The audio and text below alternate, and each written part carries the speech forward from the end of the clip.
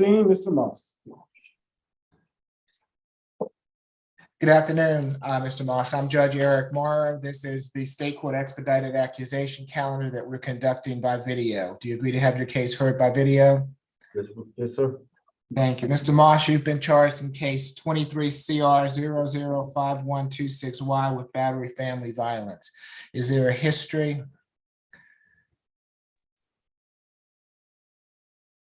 This defendant has 19 arrest cycles in Georgia, felony conviction in 2008 for possession of cocaine with intent, 2018 conspiracy to commit felony, aggravated battery, and possession of a firearm during a commission of a felony, 2016 terroristic threats and acts.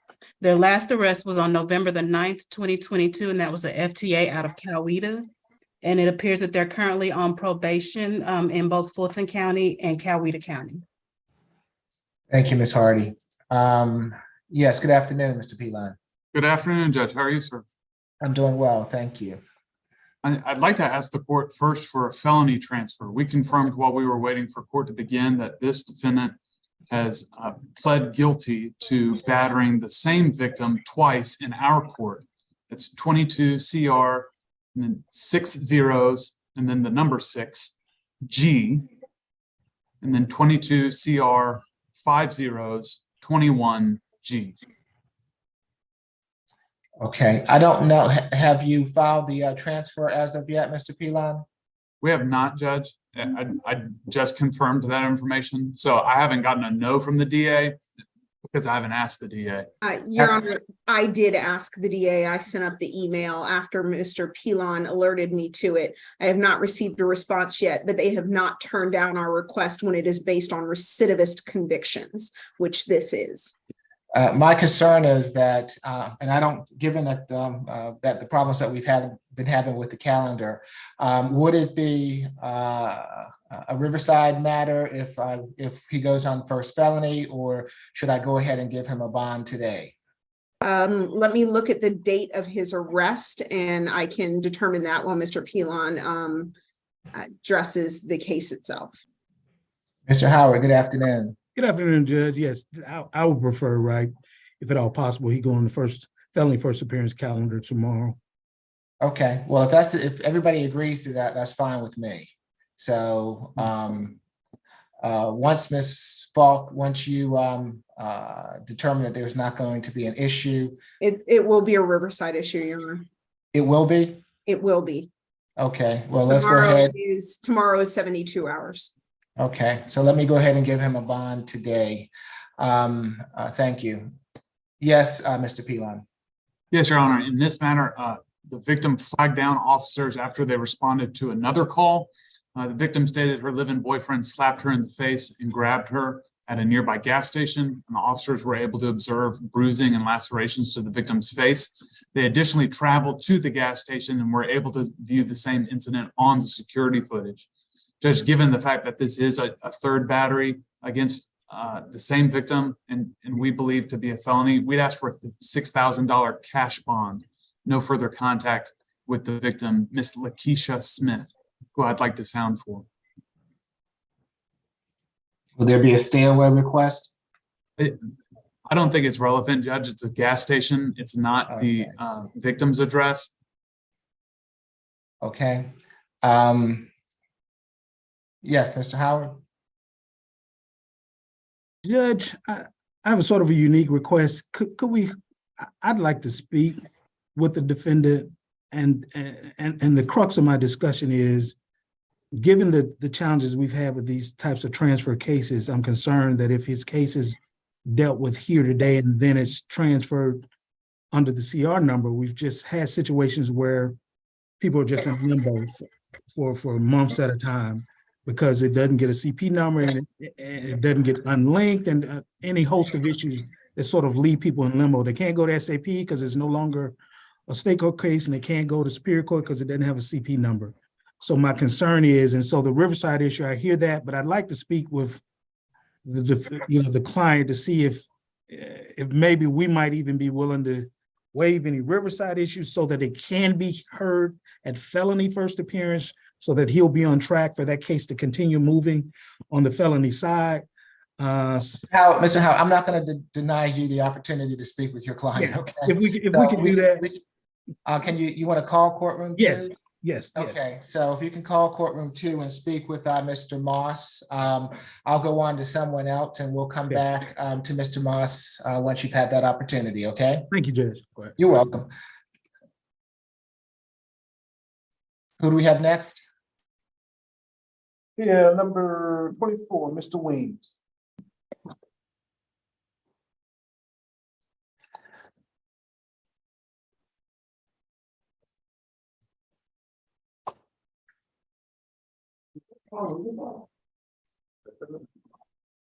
Good afternoon, Mr. Williams. I'm Judge Eric Morrow. This is the State Court Expedited Accusation Calendar that we're conducting by video. Do you agree to have your case heard by video?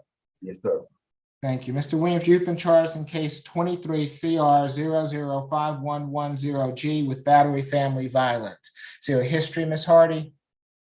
This defendant has 38 cycles in Georgia of felony convictions in 1988 for financial card transaction theft, 92 for burglary, 96 manufacture, sale, distribution of controlled substance, 2004 and 2010 robbery, 2010 forgery along with theft by deception. Their last arrest was January the 20th, 2020 for a probation violation out of Cobb. They have 8 probation violations and 1 FTA. Nothing further to report. Thank you. Mr. Pila? Your Honor, I just want to confirm with the court, does this charge shows a battery family violence on your calendar? It does. Okay, great. And Your Honor, in this matter, defendant and victim lived together. Defendant admitted to grabbing the victim's face and pushing her, and the officer was able to observe a visible injury to her lip. Your Honor, in particular, this defendant has 2 arrests in 2019 for battery family violence. I wasn't able to confer with DeKalb County to determine whether or not that was the same victim. And as far as I can see on the GCIZ, there is not a disposition listed, but that does raise concern for bond issues. We'd ask for a $4,000 surety bond, a stay away from Miss Latasha Riley, no further contact with Miss Latasha Riley, a stay away from 590 Joseph E. Lowry Boulevard Northwest, and no alcohol, drugs, or weapons. Ms. Riley is with us this afternoon and wishes to address the court. Now is your opportunity to do so. Ms. Kim? Yes, my client is 60 years old, Your Honor, and actually he is on his disability. He has a very, very serious chronic disease. I'll be happy to chat to you and solicitor about what he has. It is very serious. So because of his medical situation, I think he needs to get out of the jail and take care of his medical issues. Also, my client says that it was Miss Riley who was doing a cocaine at that time, and she was the one who cut him with a knife, so he had to protect himself. So he was doing self-defense.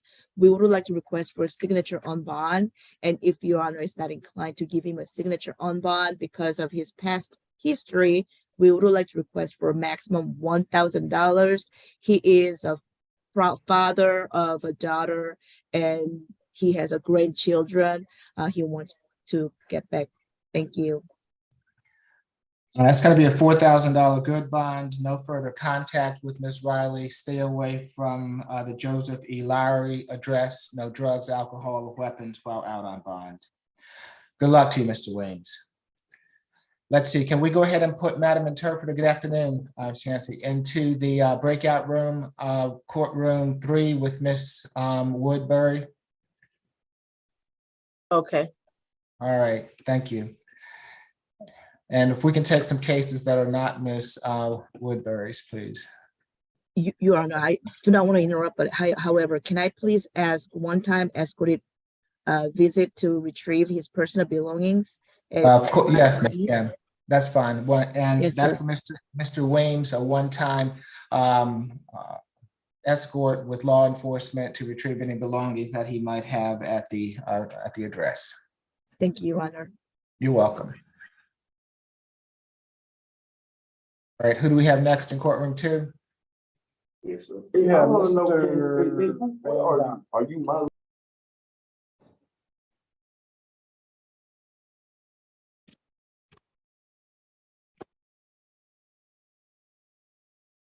Number 23.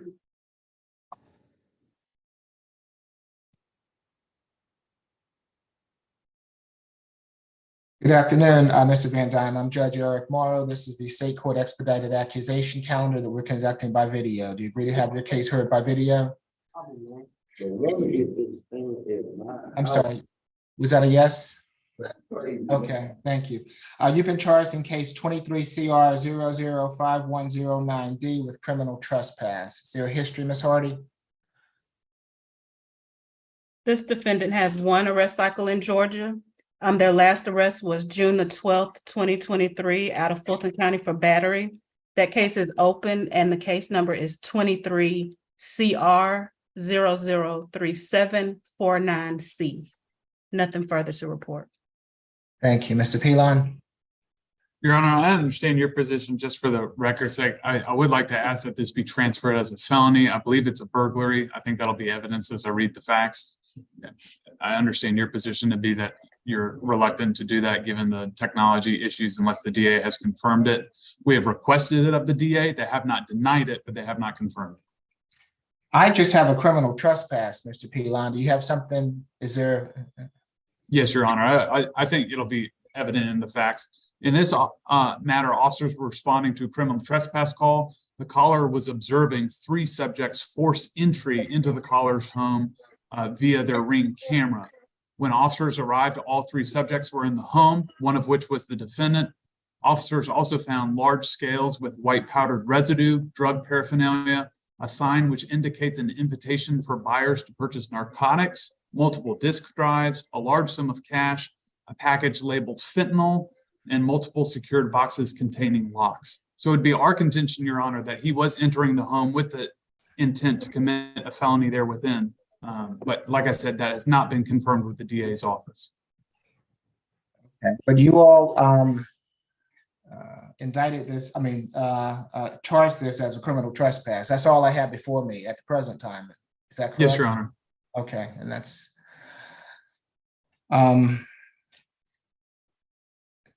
was there anything further, Mr. Pilon? Just that we made contact with the victims. They would like to request a stay away both from the incident address and another address, which I'll place in the chat. And we would ask for a $5,000 surety bond. No further contact with either victim, which I show to be Benjamin Gross and Sidra Gross, and no alcohol, drugs, or weapons.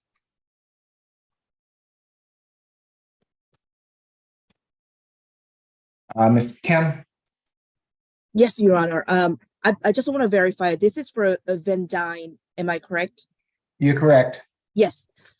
He is 30 years old, Your Honor, and because of past accidents, he already had 2 accidents. He has not been able to have any employment for last 1.5 years. And Your Honor, he also completed GED, and yet he does have a huge disability. He has a very serious chronic disease that he has to take care of right now. He was born in Ohio, but he came to Georgia when he was only 7 years old. So he's been here for more than 23 years. He has strong ties to the community, and his mother's here, his sister's here. He's not a flight risk. We would like to request for signature on bond for this criminal trespass. And my client says that there was a serious medical condition for his friend who was renting the place from Airbnb. And what happened was they could not get out. So he was trying to rush to save his friend, but he ended up being in jail right now for criminal trespass. So we would like to request for signature on bond Thank you. It's gonna, Your yes, Honor, Mr. Peeland. I'd like to sound for the victims, if you don't mind. If either of the Grosses are on the line and wish to address the court, now is your opportunity to do so. Doesn't appear so, Mr. Pilon. $1,000 good bond, stay away from the incident location, no further contact with either of the Grosses, no drugs, alcohol, or weapons while out on bond. Good luck to you, Mr. Van Dyne. Thanks, Your Honor. Who do we have next? And Your Honor, if I could, I was able to have a conversation with Mr. Moss. After speaking with him, however, he still desires to have a bond set today, so Ms. Kim will argue bond for him at the appropriate time, Judge. Thank you. Okay, thank you, Mr. Thank Howell. you. Going back to number 17.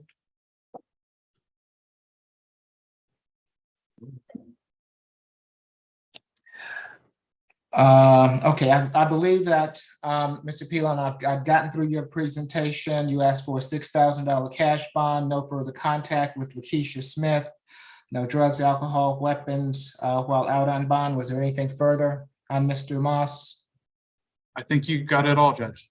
Okay, if Ms. Lakeisha Smith is present and wishes to address the court, now is your opportunity to do so. Okay, yes, Ms. Kim. Yes, Your Honor. My client is 32 years old, Your Honor. He has 3 minor children, and 2 of them he actually reside together. They are 14 and 10 years old, and he is a sole financial provider for those 2 kids. And he has been working as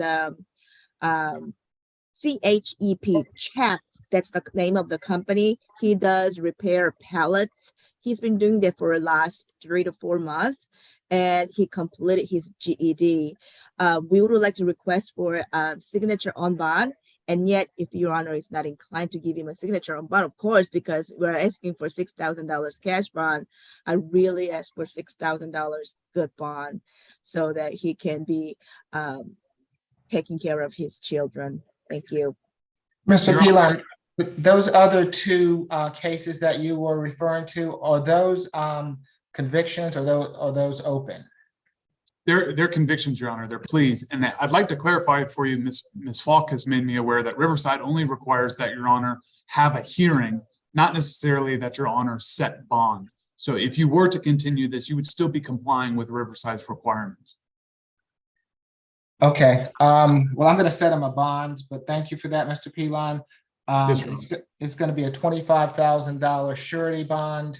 No further contact with Ms. Smith, stay away, no stay away, and no drugs, alcohol, or weapons while out on bond. Good luck to you, Mr. Moss. Thank you, Your Honor. Welcome. Who do we have next? You got it on me. Judge, can you hear me?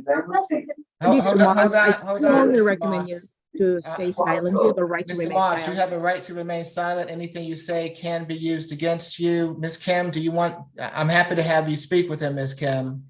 But I'll I be don't happy to want, call you, Mr. Moss. So how much is my bond? it's a $25,000 surety bond. Oh, okay, say that, appreciate it. All right. Next got number 9, Mr. Gonzalez. Yeah. Sit down. Good afternoon, Mr. Gonzalez. I'm Judge Eric Moore. Good afternoon. This is the state court expedited accusation calendar that we're conducting by video. Do you agree to have your case heard by video? Yes, sir. Thank you. You've been charged in case 23 CR 005117J with giving false information to law enforcement and possession of marijuana less than an ounce. Is there a history, Ms. Hardy?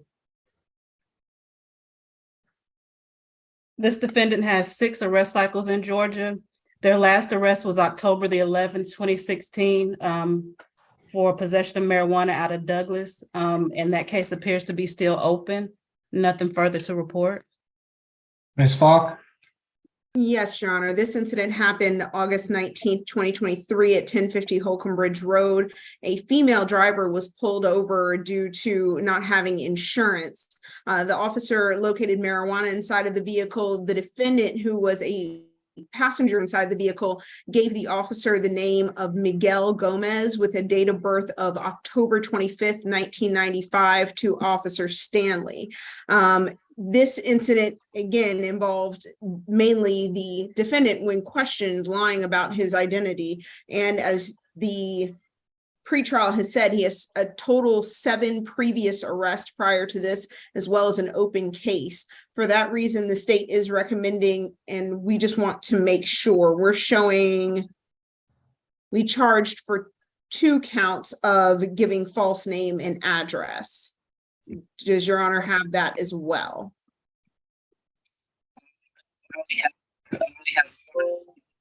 The calendar that I was given. So it's two counts of giving false information. Yes, we did charge for 2 counts. We are showing that only 1 count appears to have been pulled over from the system.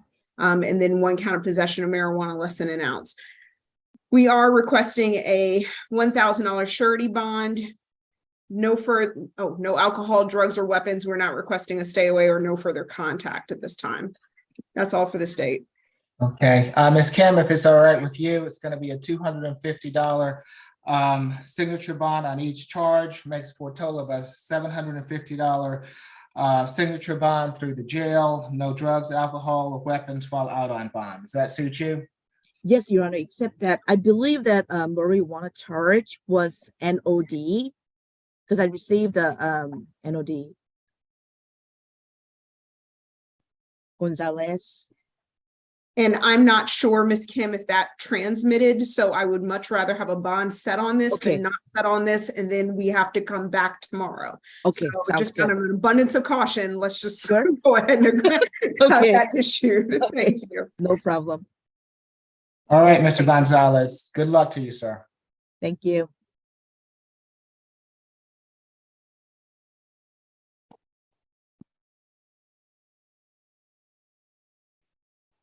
Yes, we have number 18, Mr. Murphy. Excuse me, Your Honor, repeat that bond for him again. I understand we're gonna put the 3 charges. And on each count, it was how much? You're breaking up real bad. $250 Per charge. per charge. So Thank you. $750 altogether. Thank you.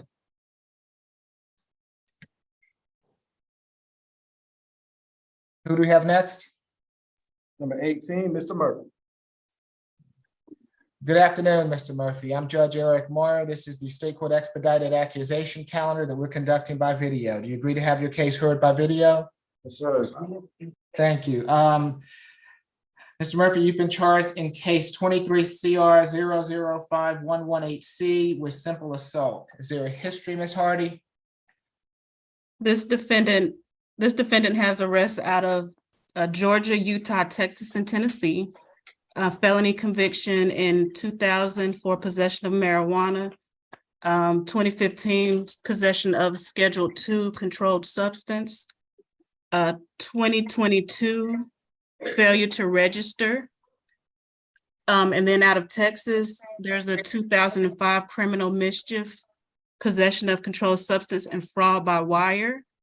2006, a CWAC charge.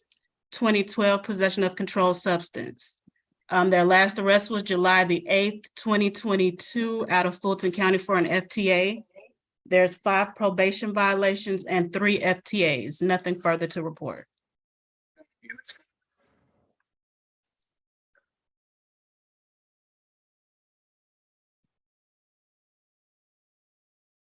Yes, Your Honor. This incident happened August 15th, 2023 at 578 Huntington Place in Roswell, Georgia. The defendant came to the residence of Miss Stacy Kerbow looking for his ex-girlfriend, Miss Jennifer McCormick. When Miss Kerbow asked him to leave, and the defendant stated she would be sorry and threatened bodily harm, as well as clenched his fist.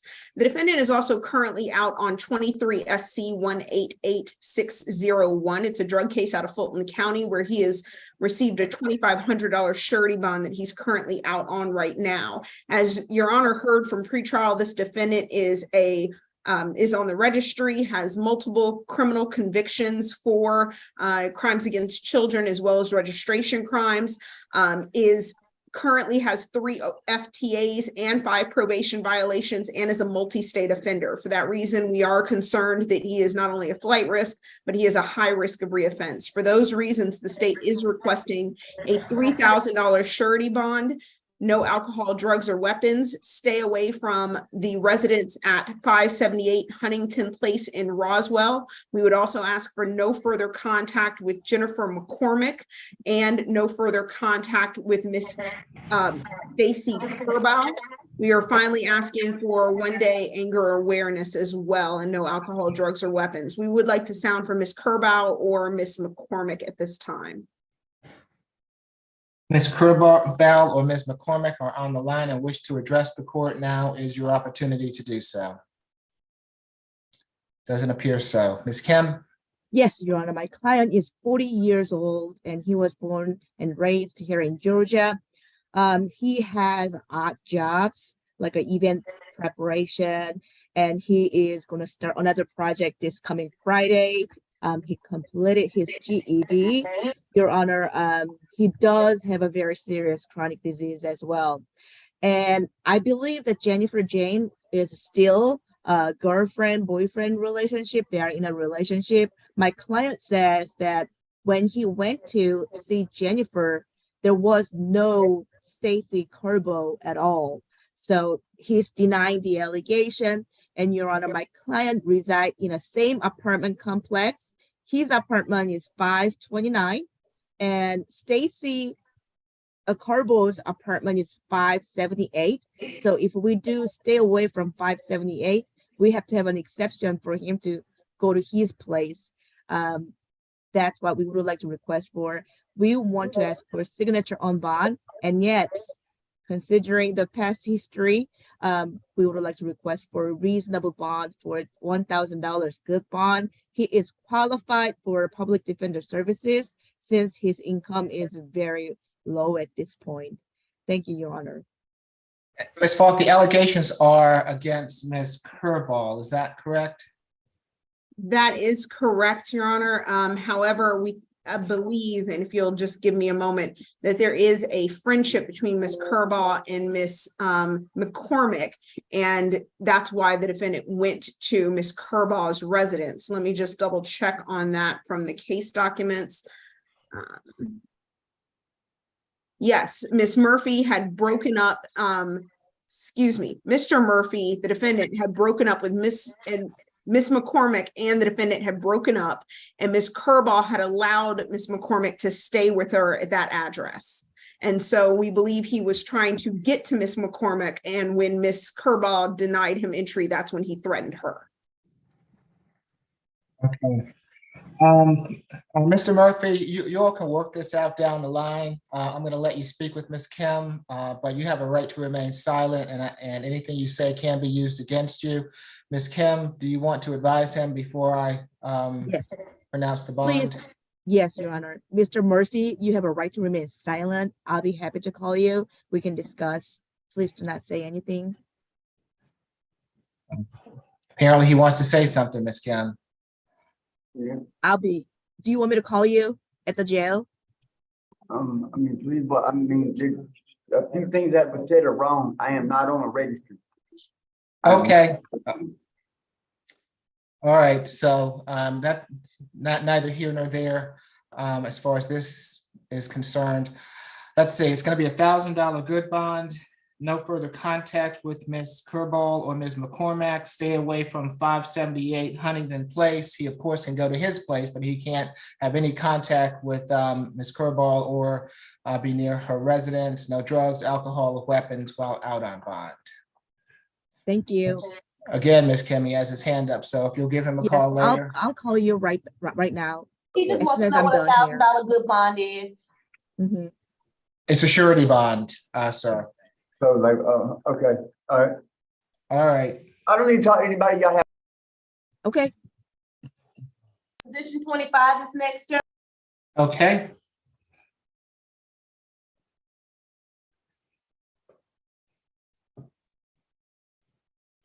Good afternoon, Mr. Willis. I'm Judge Eric Morrow. This is the State Court Expedited Accusation Calendar that we're conducting by video. Do you agree to have your case heard by video? Yes, sir. Good evening, Your Honor. Thank you. Good evening. Mr. Willis, you've been charged in case 23 CR 0051111J with battery family violence. Is there a history, Ms. Hardy? This defendant has arrest cycles out of Missouri, Florida, Texas, and Illinois. A felony conviction in 2011 for assault, 2015 shoplifting felony conviction. There's a 2019 misdemeanor assault conviction out of Texas. Their last arrest was July the 23rd, 2022 for trespassing after warning out of Miami. They have one probation violation, nothing further to report. Mr. Pilon? Your Honor, in this matter, officers were dispatched to a fight call. When they arrived, they met with the defendant who was asking the victim to get out of his house. The officer noted broken items and some injuries that were consistent with a fight. The defendant would not talk to the officers about how items were broken, gave conflicting information about the altercation and whether or not the victim lived at his residence. The victim stated that he was upset.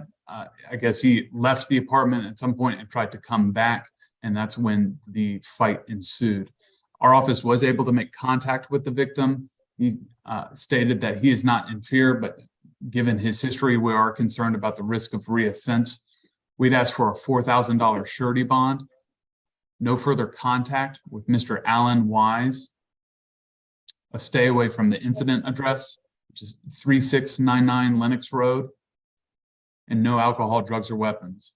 I was told Mr. Wise would be on Zoom, so I'd like to sound for him, Your Honor. Is this Mr. Wise under King? Yes. Okay, if you'd like to address the court, Mr. Wise, if you'll raise your right hand for me. Do you swear affirm the testimony you're about to give before this court be the truth, the whole truth, and nothing but the truth? Yes. Okay, you can put your hand down, sir. What would you like to tell the court? Hey, I do not wish to press charges against Mr. Wells. I think that we kind of got in I guess, the unnecessary disagreement, and it became something more bigger. I wasn't actually the one that called the police, as y'all know. So I don't think that this was meant to happen, honestly. Okay, Mr. Wise, who lives at the 3699 Lenox Road address? Just me and him, me and Okay. Mr. Wells. And you don't fear him? No, Has this ever happened before? no, not as this big, but it was minor. It's always been minor. We just now getting to know each other more. So, we just gotta learn more. Yes. Okay, anything further, Mr. Wise? No, that's it. All right, thank you. Good afternoon, Ms. McLeod. Good afternoon, Your Honor. My client is 33 years old. He tells me that his name is the one on the lease and that of his 10-year-old daughter. He also has a 10-year-old daughter, he tells me, that lives with him. He actually tells me that he was the one who called the police because they were having an argument and he wanted Mr. Wise to leave. So he called the police to, kind of escort him from the house. The warrant states that my client had some interest, Your Honor. My client said he just didn't talk to the police. He didn't really want to talk to them because he didn't want anyone to go to jail. He was just asking them for help to get Mr. Wise to leave so that they, he didn't expect he was going to end up being arrested. That's what he told me. And he did not want Mr. Wise to be arrested either. He just wanted some help. I know that pretrial has said that my client has some previous convictions on his record, Your Honor. So even though I want to ask the court to consider giving me a signature bond, but if the court is disinclined, certainly at less a bond than the $4,000 which the state is asking. Okay, it's going to be a five. Go ahead. Your Honor, I was going to say, and of course, that he'd be able to go back home because this is his home. It's going to be a $5,000 signature bond through pretrial per the judge, 1-day anger awareness, no further violent contact with Mr. Wise, no drugs, alcohol, weapons while out on bond. Good luck to you, Mr. Willis. Thank you. Excuse me, Your Honor, I have two different charges. Which is the correct charge? I have a simple battery and I also have a battery family violence. Your Honor, it should only be a battery family violence. The simple battery should have been amended to the battery family violence. Okay, thank you. Okay. Who do we have next? Excuse me, can we do the interpreter case next, please? Okay. Position number 16. Thank you.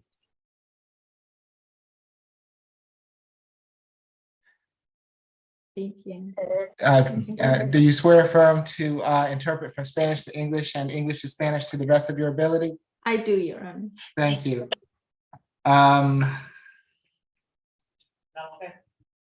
Good afternoon, Mr. Month Hernandez. I'm Judge Eric Morrow. This is the State Court Expedited Accusation Calendar that we're conducting by video. Do you agree to have your case heard by video? Buenas tardes, señor Montt Hernández. Yo soy el juez Morrow y esta es la lista de causas de trámite rápido estatales y estoy conduciéndola como teleaudiencia. ¿Está de acuerdo con que tratemos su caso hacia distancia? Sí, buenas tardes. Yes, good afternoon. You have been charged with battery family violence. Usted tiene un cargo por golpes y lesiones, violencia familiar. Is there a history, Ms. Hardy? ¿Hay antecedentes, señor Hardy? This defendant has arrest cycles out of Georgia and Arizona. Their last arrest was August the 21st, 2021 for driving without a license. Nothing further to report.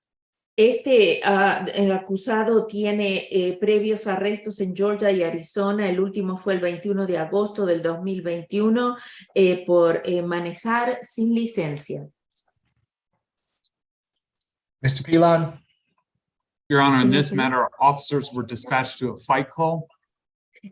Su señoría, en este caso la policía fue enviada por una llamada acerca de una discusión, una pelea. Victim stated that she was assaulted by her child's father. La víctima declaró que fue agredida por el padre de su hijo. The defendant bit the victim's leg and struck her multiple times in the face. El acusado le mordió a la víctima en la pierna y la golpeó varias veces en la cara. The officer was able to observe a bite mark on the victim's leg and bruising on her face. El oficial pudo observar marcas en la pierna y moretones en la cara. And the defendant admitted to officers that he had been in a fight with the victim. Y el acusado admitió que había peleado con la víctima. Our office was able to make contact with the victim.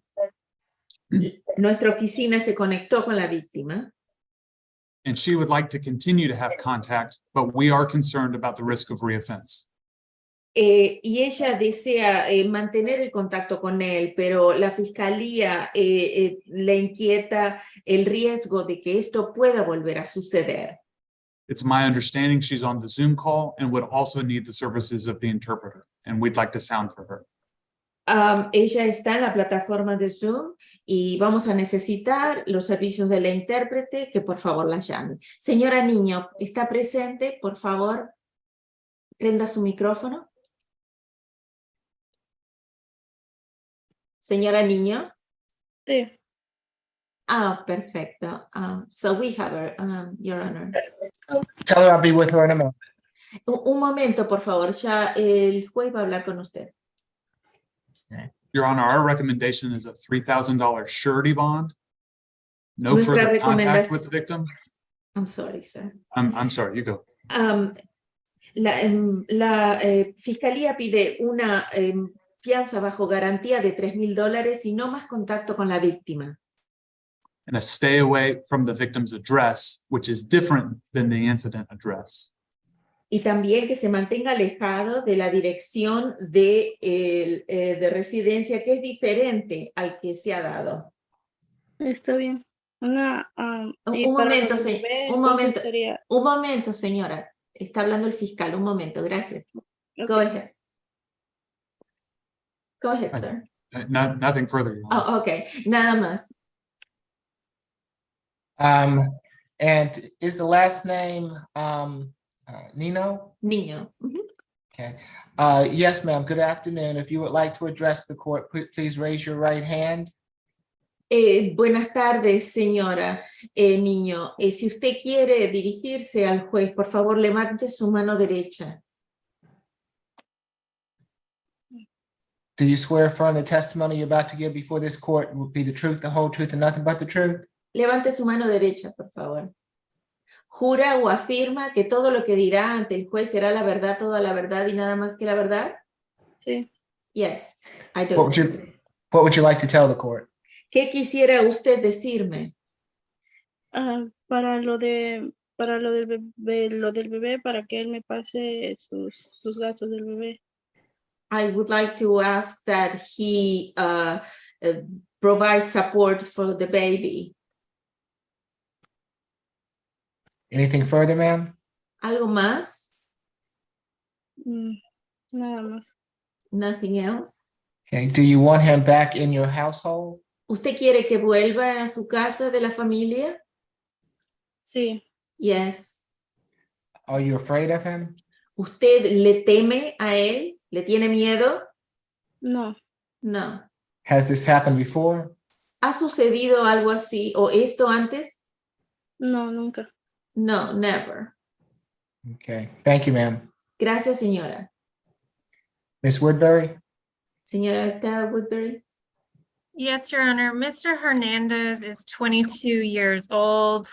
He's been in Georgia for the last 4 years. He works doing landscaping. I did not hear any FTAs in his history, nor did I hear any felony convictions or any violent convictions. One moment, please. Oh, sorry. No, that's okay. Mi cliente tiene 22 años, él ha estado en Georgia por 4 años y ha trabajado en el paisajismo. Él no ha tenido ningún incumplimiento con comparecencia en el tribunal o ningún delito mayor. Go ahead, please, ma'am. Judge, I don't know if you can see on the screen, his shirt, he actually has quite a bit of blood on his shirt. That's his own blood. And the warrant says his sweater was bloodied. It's our position that Miss Neen, well, I'll pause. Como usted verá, no sé si puede observar a través de la pantalla, toda la sangre que él tiene en sí mismo es su propia sangre, y el policía también admitió que la tenía cuando lo buscaron sobre su suéter. She actually pushed him into a bathtub and started swinging on him and biting, punched his nose, bit his back. Ella lo empujó tirándolo dentro de una bañera y comenzó a golpearle en la nariz y también le lesionó la espalda. Judge, we are asking for a signature bond today. He tells me he doesn't have anyone to pay a bond for him. We ask for no further violent contact and that he be allowed to return to the residence. Su señoría, nosotros pedimos por favor que otorgue una fianza bajo firma. Él no tiene a nadie que pueda venir a pagársela, y también solicitamos que usted no se pida no más contacto violento para que él pueda regresar a su residencia. Anything further, Ms. Woodbury? ¿Algo más, No. señor? No, Judge. Okay, given what you just told me, Ms. Woodbury, I cannot allow him to go back into that household, given the level of violence that your client is alleging against Ms. Nino. Dado a lo que usted me acaba de decir acerca del nivel de violencia que hay entre ellos y de lo que la señora Nino le hizo a él, no puedo permitirle a él que revuelva a la casa. Especially with this just happening yesterday, allegedly. especialmente con lo que pasó ayer alegadamente. I am going to give him a signature bond. It would be a $3,000 signature bond through the jail. Yo le voy a dar una fianza bajo firma a través de la cárcel de $3,000. No further contact at this time with Ms. Nino. Y no puede tener ningún tipo de contacto con la señora Nino en este momento. Third-party transfer of any minor children. Se debe usar a una tercera persona para transportar al menor para la visita de los padres. Stay away from the residence. Tiene que mantenerse alejado de la residencia de ambos. He can go back to that residence on one occasion with law enforcement to retrieve any belongings that he might have. Él puede regresar solamente en una oportunidad con un oficial de policía para retirar sus pertenencias personales que él pueda tener en esa casa. No drugs, alcohol, or weapons while out on bond. Y queda prohibido el uso de drogas, alcohol y armas mientras esté bajo fianza. Okay, good luck to you, Mr. Montt Hernandez. Buena suerte, señor Monte Hernández. Okay. Judge, I'm sorry. Can I have the bond amount one more time, please? Did you say Yes. 3,000 jail? Yes, 3,000 signature through the jail. Okay, thank you. Okay. I have petition number 11 next. Sorry. Do we need Madam Interpreter for any other cases today? I don't think so, Judge. Okay. No.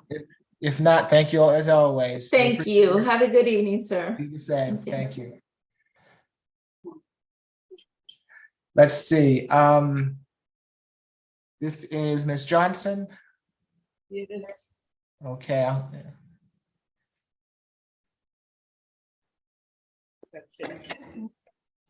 I got you. Okay.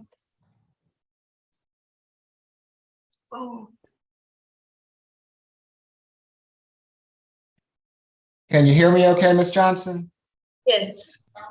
I'm Judge Eric Morrow. This is the state court expedited accusation calendar that we're conducting by video. Do you agree to have your case heard by video?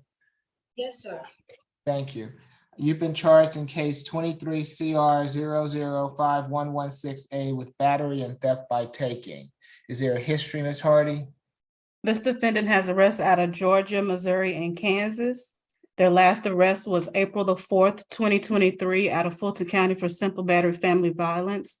That case number is 23 CR 002067A. And they have 2 FTAs. Nothing further to report. Ms. Falk? Yes, Your Honor. This actually are 2 separate cases and need to have 2 separate CR numbers. So I just want to make that clear. I know Ms. Bridgewater is kind of taking notes on things that need to be tweaked, but I just wanted to make it clear to the court that these are actually 2 separate incident dates with 2 entirely different victims. So I've got one 1923. Which one is that for? Right. The problem is because of the issues with Odyssey today, it was just given a manual CR number. It can belong to either one of those cases, but a different CR number needs to be generated for one of these charges. So currently, both charges are. No, I understand that. I was just wondering. I have one offense date is 8/19/23. Okay, so the 8/19 is going to be the battery offense. Okay, and do you have the date of the theft by taking? July 15th. Okay. You can proceed, Ms. Falk. Okay, so let's start with the theft on July 15th. That happened at 1994 Bent Creek Parkway Southwest. Miss Reagan Kuhn, or KUHN, stated that while she was away, the defendant, who was a maintenance worker at that location, came to her address 3 different times to fix a kitchen light. There was $690 in a purse in her kitchen chair when Miss Reagan came back, $300 were missing. She stated her boyfriend was in the bedroom sleeping and opened the door for the defendant the first time, went back to sleep, and then the defendant entered 2 more times without anyone letting her in. Maya at the leasing office gave the advised the defendant admitted to taking the money, and Mr. Wyatt, who is the manager, gave her name to police. Miss Reagan also had a video of the defendant entering the residence on that Ring doorbell camera at 11:40 a.m., 12:37 p.m., and 1:28 p.m. We did speak with Miss Reagan. She stated she has never received the money back from the defendant, and that the apartment complex credited her the $300 due to the fact that it was their employee and she admitted to the theft. The next case was an August 19th, 2023 offense. That was at 3691 Collier Drive. In that, Candy Townsend was throwing out food from a refrigerator that belonged to the defendant, but was on Miss Townsend's assigned shelf, their roommates. The defendant confronted Miss Townsend, knocked the food out of her hand, and struck her twice in the face with a closed fist. Miss Townsend had a laceration on her right cheek that the officers were able to observe, and the inside part of her right ear. We did have an opportunity to speak to Miss Townsend. She stated that she actually stated their residence is at 3349 Delmar Lane, and that she is planning to vacate that residence, but we do not at this time have a date where she plans to vacate.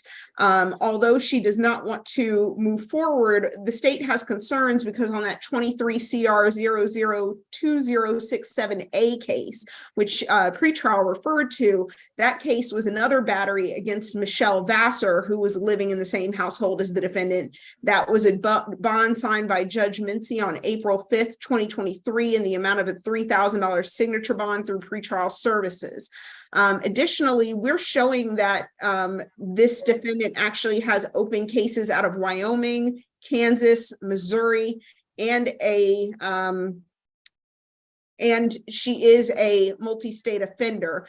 She has a conviction out of 2013 for damage to property out of Wyoming, 4 cases in Kansas, a dismissed burglary in Missouri.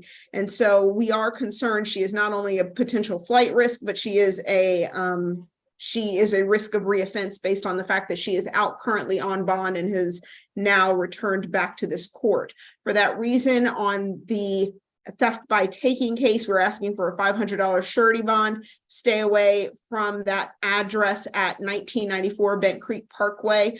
No further contact with Miss Reagan Kuhn, Kuhn, and no alcohol, drugs, or weapons. On the second case, the state is asking for a $2,500 surety bond. No further contact with Candy Townsend, that's Kenddi,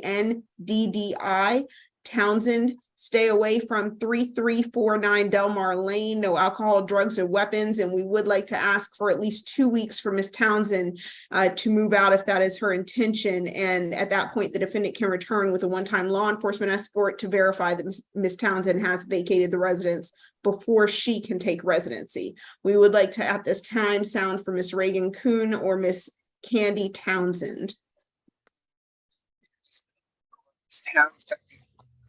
Online and wish to address the court, now is your opportunity to do so. Doesn't appear so. Ms. Woodbury? Yes, Your Honor. Miss Johnson is 41 years old. She is currently employed as a security officer at a company called NPS. She has been in Georgia for the last 8 years. She has 3 kids. Here in Georgia, ages 19, 24, and 16. She does have some college under her belt.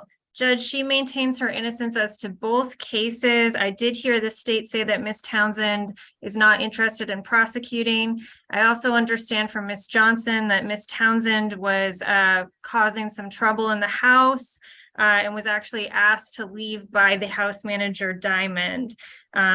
So I also had the information that Miss Townsend would be leaving the house. I would ask that Miss Johnson be allowed to return to the residence.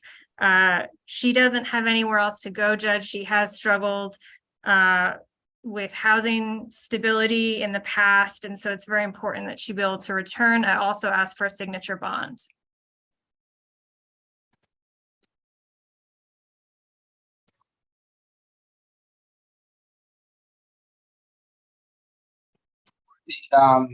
The battery, it's going to be a $1,500 good bond. For the theft, a $500 good bond makes for a total of a $2,000 good bond.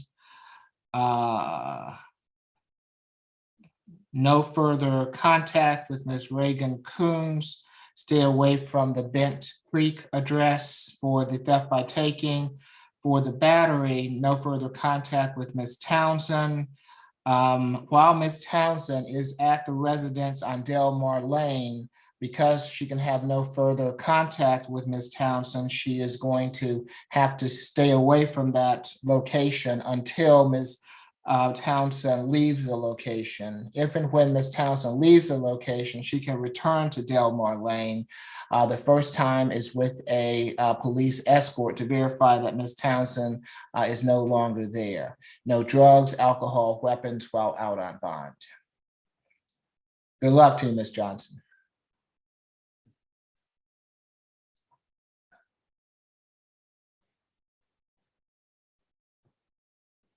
Judge, we're coming to courtroom 2, position 22. Okay.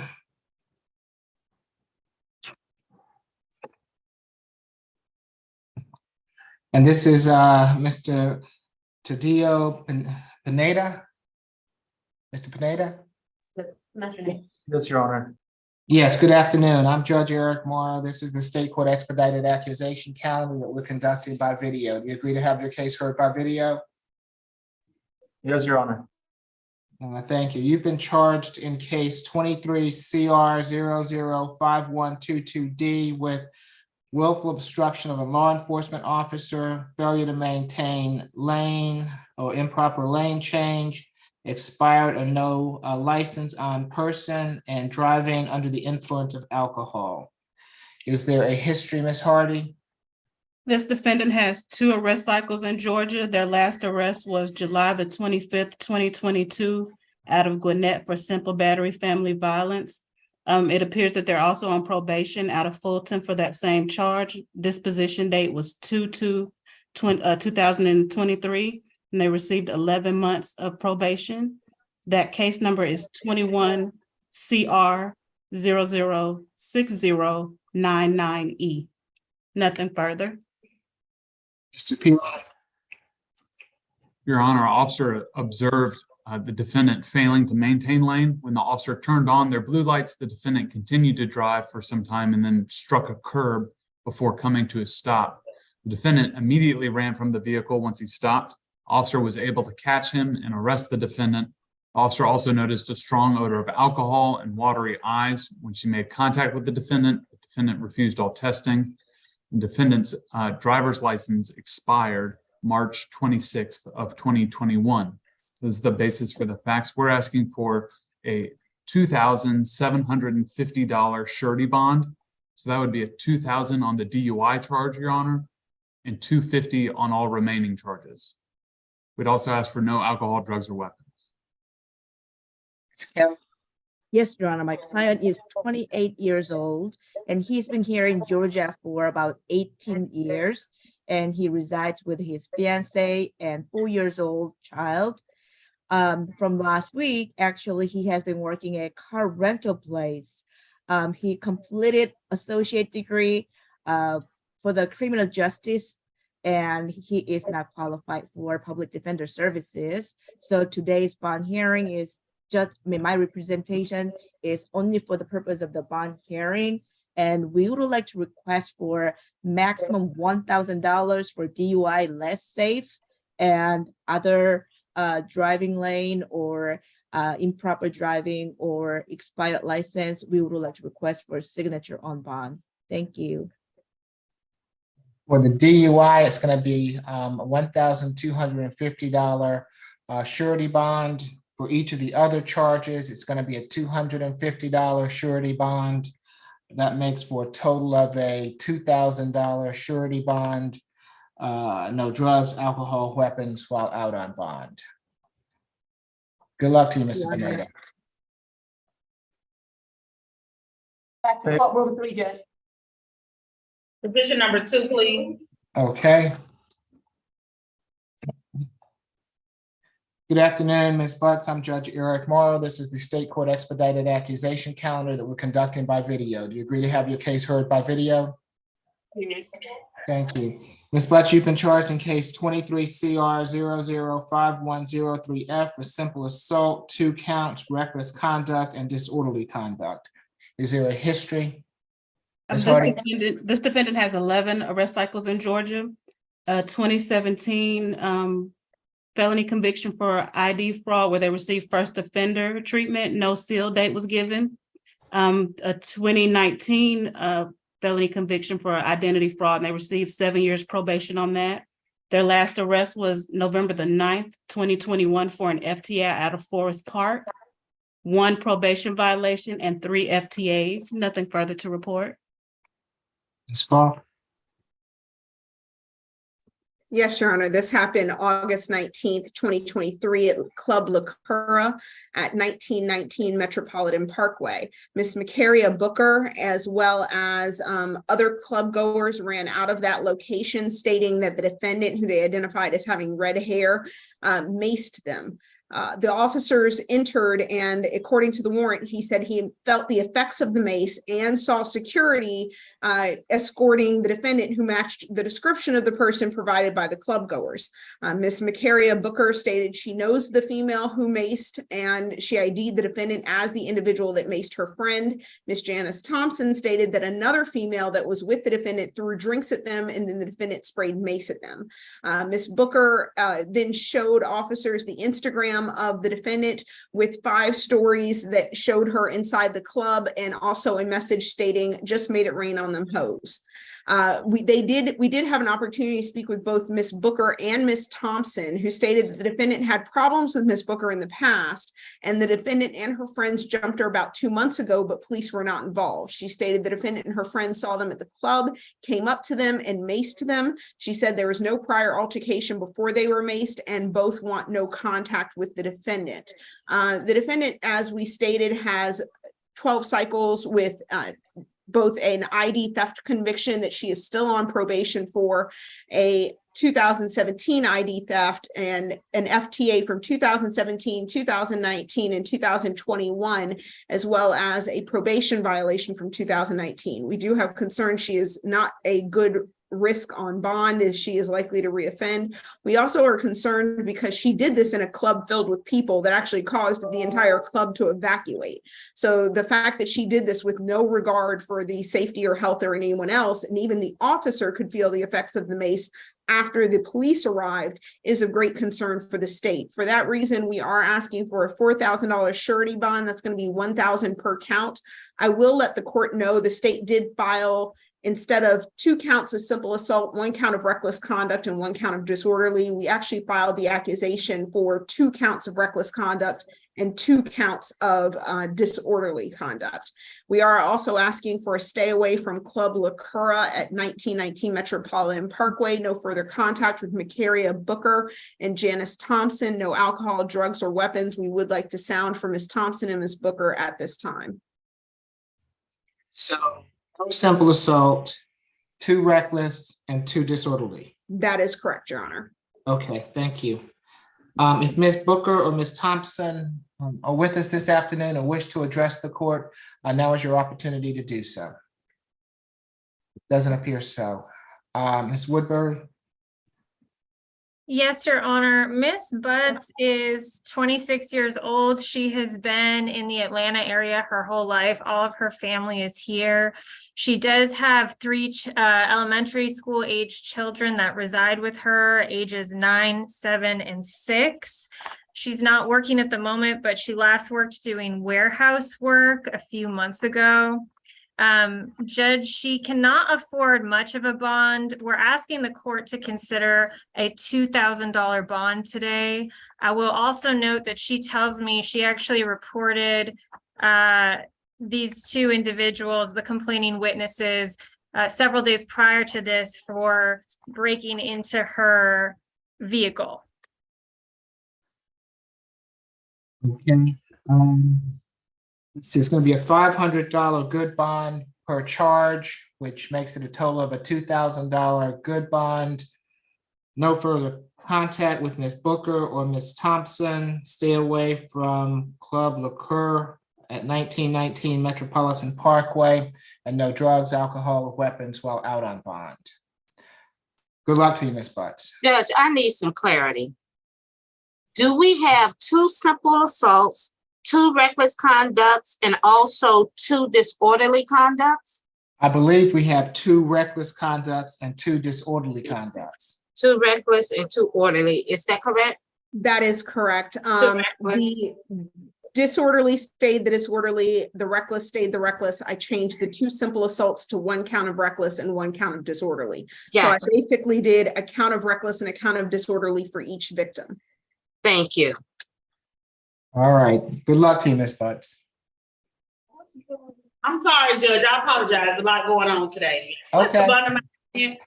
The total bond amounts a $2,000 surety bond, $500 on each charge. Okay, thank you. Do you have this? Did you have the charges there, Sergeant? Yes, I have simple assault, reckless conduct, and disorderly conduct. I don't. Do you need to change them there also, Ms. Falk? Well, it's actually 2 reckless and 2 Okay. disorderly, not the simple assaults. Yes, ma'am. So we upgraded the simple assault and the 2 simple assaults to a reckless and disorderly for a total of 2 reckless conduct charges and 2 disorderly conduct charges. And the total bond is $2,000? That is correct. 500 per count is my understanding from Judge Morrow. Yes. Okay. Thank y'all. I'm sorry. Okay. You're fine. Who do we have next? Courtroom 2, position number 1, Terrence Baker. Good afternoon, Mr. Baker. I'm Judge Eric Morrow. This is the State Court Expedited Accusation Calendar that we're conducting by video. Do you agree to have your case heard by video? Yes. Thank you. Mr. Baker, you've been charged in case 23 CR 005099A with simple battery family violence. Is there a history? This defendant has 2 arrest cycles out of Georgia. Their last arrest was June the 7th, 2006 for carrying a concealed weapon out of Fulton County. Nothing further to report. Ms. Falk? I will master this unmute button if it kills me. Can they bring position number 7, Ms. Durst-Studemeyer, up as well? This is a cross warrant case. So I don't know if they can bring that person up as well as Mr. Baker so they can both hear the fact pattern. Yeah, she's already sitting in courtroom number 3. Oh, great. Wonderful. Okay. Let me go address her also, Ms. Falk, before you get started. Yes, sure. Ms. Durst-Studemeyer, I'm Judge Eric Morrow. This is the State Court Expedited Accusation Calendar that we're conducting by video. Do you agree to have your case heard by video? Yes. Thank you. You've been charged in case 23 CR 005100F with battery family violence. Ms. Hardy, is there a history for Ms. Studemeyer? This defendant has 12 arrest cycles in Georgia, felony conviction in 1994 for theft by shoplifting, where they received first offender treatment and it was sealed in 94. And the felony conviction in 2003 for forgery. The last arrest was November the 12th, 2022 for battery family violence out of DeKalb. 1 probation violation and 1 FTA. Nothing further to report. Yes, Ms. Falk. Yes, Your Honor. This incident happened August 20th, 2023 at 2909 Campbellton Road. Officers spoke with Miss Kaminga Abiana, who stated she was drinking with her aunt, the defendant Durst-Studemeyer, and defendant Baker, who then got into a verbal altercation which turned physical. Defendant Durst-Studemeyer struck defendant Baker first, and then defendant Baker struck back. At that point, defendant Durst-Studemeyer locked defendant Baker out of the residence. Officers did meet with both of them. Defendant Durst-Studemeyer had a minor cut to the upper right lip, and defendant Baker had a laceration to his head. They both live at that residence together, is our understanding. Again, we are showing that defendant Baker has 1 previous arrest from 2006 for carrying concealed weapon. Defendant Der Studemeyer, however, has 12 cycles, including FTAs from 2014, as well as a number of simple battery and battery offenses. 2012 simple battery family violence, which was null prost, a 2009 harassing phone calls conviction, a 2006 battery and simple battery family violence, which was dead docketed, a 2004 simple battery family violence and criminal trespass, and then that forgery conviction from 2003. So Mr. Studemeyer has a history that is littered with family violence and battery offenses. For that reason, the state's recommending, as to Mr. Baker, a $3,000 signature bond through pretrial services, no further contact with Miss Andrian Der Studemeyer, and no alcohol, drugs, or weapons, as well as one-day anger awareness. As to Mr. Studemeyer's case, we are recommending a $3,000 surety bond due to her history, no further contact with Terrence Baker, stay away from the address at 2909 Campbellton Road, no alcohol, drugs, or weapons, and we are also asking for one-day anger awareness as well. And I just wanted to also point out the open DeKalb case in 2022 for family violence battery that pretrial did cite to, as well as to Mr. Studemeyer's history. That's all for the state. Mr. Baker. Sorry, Judge. Who's representing Mr. Baker? That's me, Your Honor. Okay, as far as, do you have any objections to the recommendation of the state? No objection to the signature bond, Judge. He did want contact. We would request no further violent contact, but we leave it up to the court. Okay.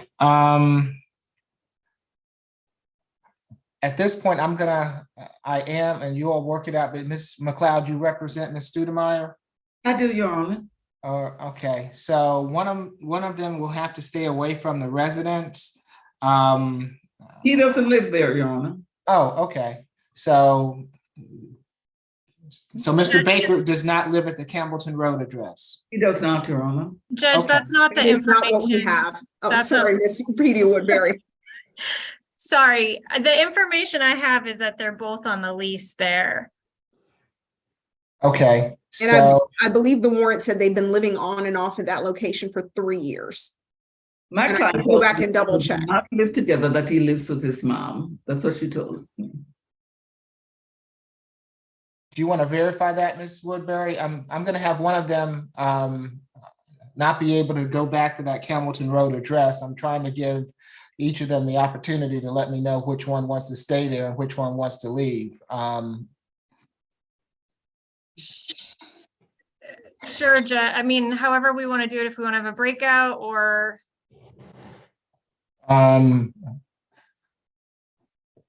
Or could you ask your client maybe if he has someplace else to reside or if he wants to reside somewhere else? He told me he has somewhere else he can go. Okay, so. Mr. Baker, I mean, Mr. Baker, is that correct? Kind of, sort of. I didn't hear that. He said kind of, sort of. Yeah. Yes. Oh, okay, so it's going to be for Mr. Baker, $3,000 signature bond through pretrial per the judge, one-day anger awareness, no further contact with Ms. Studemeyer, stay away from the Campbellton Road address. He can go back to that address on one occasion with law enforcement to retrieve any belongings that he might have there. No drugs, alcohol, weapons while out on bond. Good luck to you, Mr. Baker. Ms. McLeod? Yes, Your Honor. My client is 51 years old. She tells me that she's about to have surgery on her shoulder. And it hasn't been working for the past 6 months.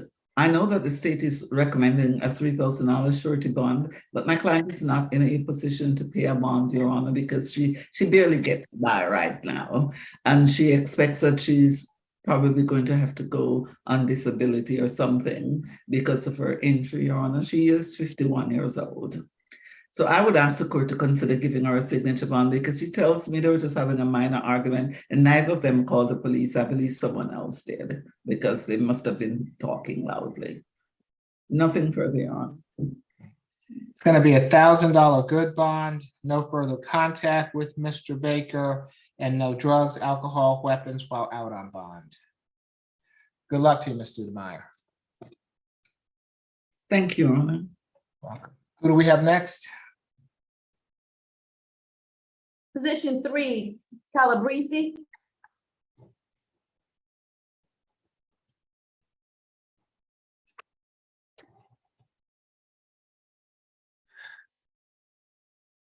Good afternoon, Mr. Calabrese. I'm Judge Eric Morrow. This is the state court expedited accusation calendar that we're conducting by video. Do you agree to have your case heard by video? You're mute, courtroom 2. Yes, sir. Thank you. You have been charged in case 23 CR 005105E with battery family violence. Is there a history, Ms. Hardy? This defendant doesn't have any criminal history to report. Thank you, Ms. Falk.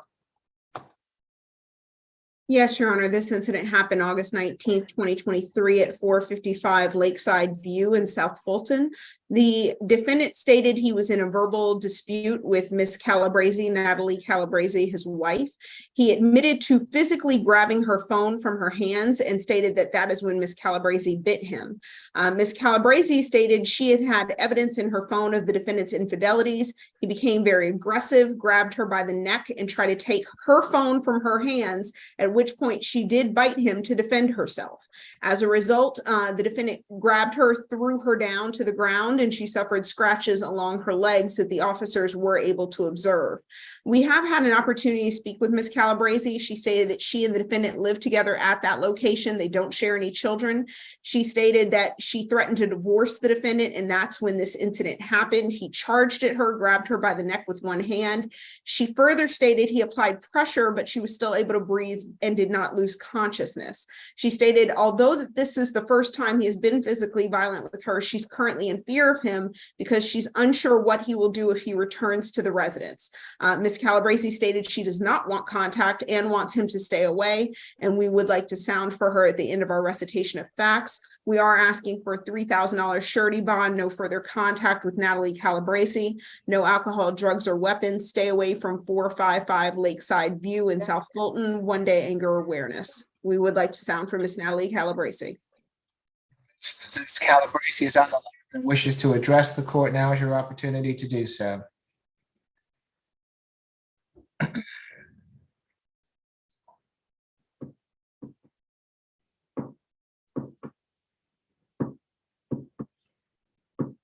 Can you hear me, ma'am?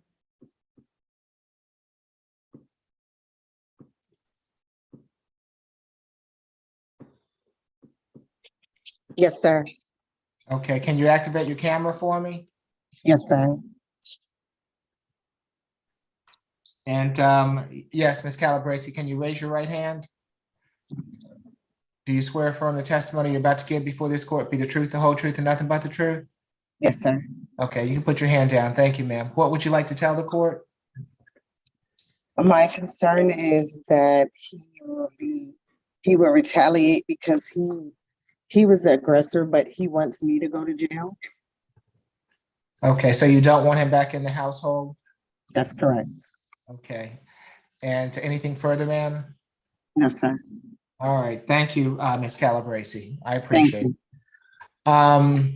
Mr. Calabrese, I'll give you the opportunity to speak with Ms. Woodbury if you like, okay? I don't want you to, you have a right to remain silent, and anything you say can be used against you. If you need to speak with Ms. Woodbury, I will give you that opportunity. Ms. Woodbury? Yes, Your Honor. So Mr. Calabrese is 64 years old. I don't believe he has any history, Judge. He is a veteran. He was in the Air Force from 1978 to 1992, and it was an honorable discharge. He currently works for Delta as an aircraft mechanic, Judge. As for the home, he tells me that he owns that home and that his name is the only name on the deed. Judge, we have a very different version of events. It's our position that Miss Calabrese was the aggressor in this situation. He tells me he has bites on the back of his arms, that she actually jumped on his back. We would ask that he be allowed to return to the residence. And Judge, we'd ask for a signature bond given the lack of history. It's going to be a $3,000. Do you need to speak with him, Ms. Woodbury, before I announce the bond? Mr. Calabrese, do you have a question? Not a question, but I just want to, I have not bothered now, and I'm not going to, but I need to be in my house. I have nowhere else to go. If I can't, like I explained to you, if I can't fix my truck, I have no way to get to work. I have nowhere else to go.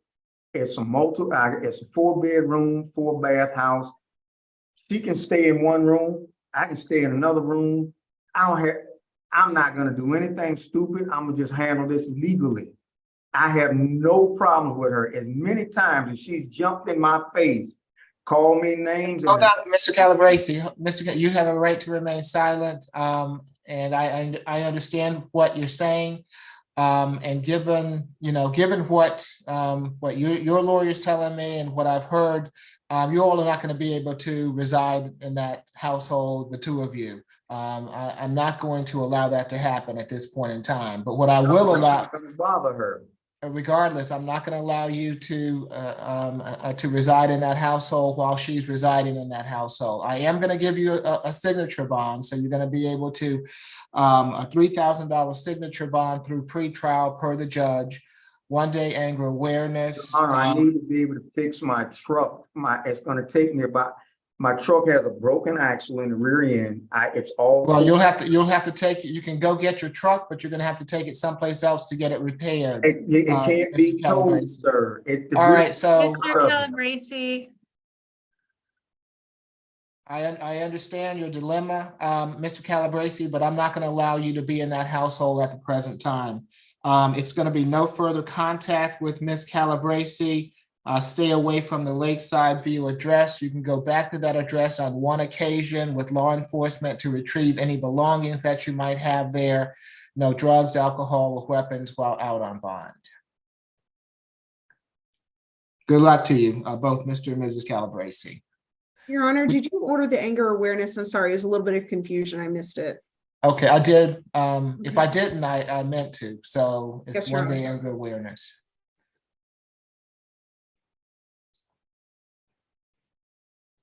Who do we have next? Number 4, Mr. Carter. Good afternoon, Mr. Carter. I'm Judge Eric Morrow. This is the state court expedited accusation calendar that we're conducting by video. Do you agree to have your case heard by video? Yes. Thank you. Mr. Carter, you've been charged in case 23 CR 005108A with battery, family violence, and willful obstruction of law enforcement officers. Is there a history, Ms. Hardy? This defendant has 18 arrest cycles in Georgia, a felony conviction in 1994 for theft by taking. Their last arrest was May the 13th of 2020 for DUI, battery, and a probation violation out of Gwinnett. And they have 3 probation violations. Nothing further to report. Ms. Falk?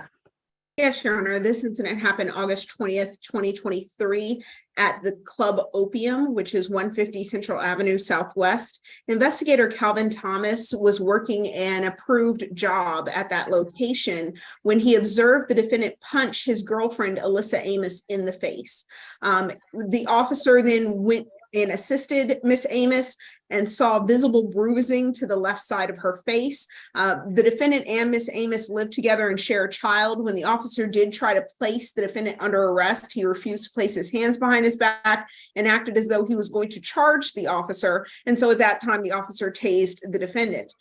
We have had an opportunity to speak with Miss Amos. She stated that they live together and share a child. She further stated the defendant randomly started an argument while they were in the club that she walked outside, the defendant followed her, and that she turned around and the defendant punched her in the face, which resulted in bruising to her face. She stated that nothing like that had ever happened before, and although she is okay with him returning back to the residence, we are not. At this time, we're seeing in the 18 cycles a dismissed 2009 battery and simple battery, a dismissed 2010 simple battery, a 2017 family violence battery that the defendant pled to but entered a no-lo plea, or else this would have been a felony, involving Shalia Carter, a 2020 family violence battery pointing a pistol at another charge, and a 2022 family violence simple battery that was dismissed in 2022. Also, we are showing those DUI convictions, 2 in 2021 alone, and the defendant has multiple probation violations. So all told, of these 18 cycles, the majority of them involve some type of violence, as well as that NOLO conviction for that family violence battery previously against a different victim. Additionally, this happened in front of an officer, literally outside of a club in full view of an officer. And for those reasons, the state is very concerned about the risk of reoffense here and the likelihood of intimidation of Miss Amos. For those reasons, we are asking for a $7,500 surety bond, no further contact with Alyssa Amos, stay away from Club Opium at 150 Central Avenue, as well as the residence of Miss Amos, and no alcohol, drugs, or weapons. We would like to sound for Miss Amos if she is here at this time. Is that breakdown 5 for the battery and 2,500 for the other? My apologies, Your Honor. No, it's going to be 6,000 for the family violence battery and 1,000 for the obstruction. Okay. And let's see if Miss Amos is present and wishes to address the court. Now is your opportunity to do so.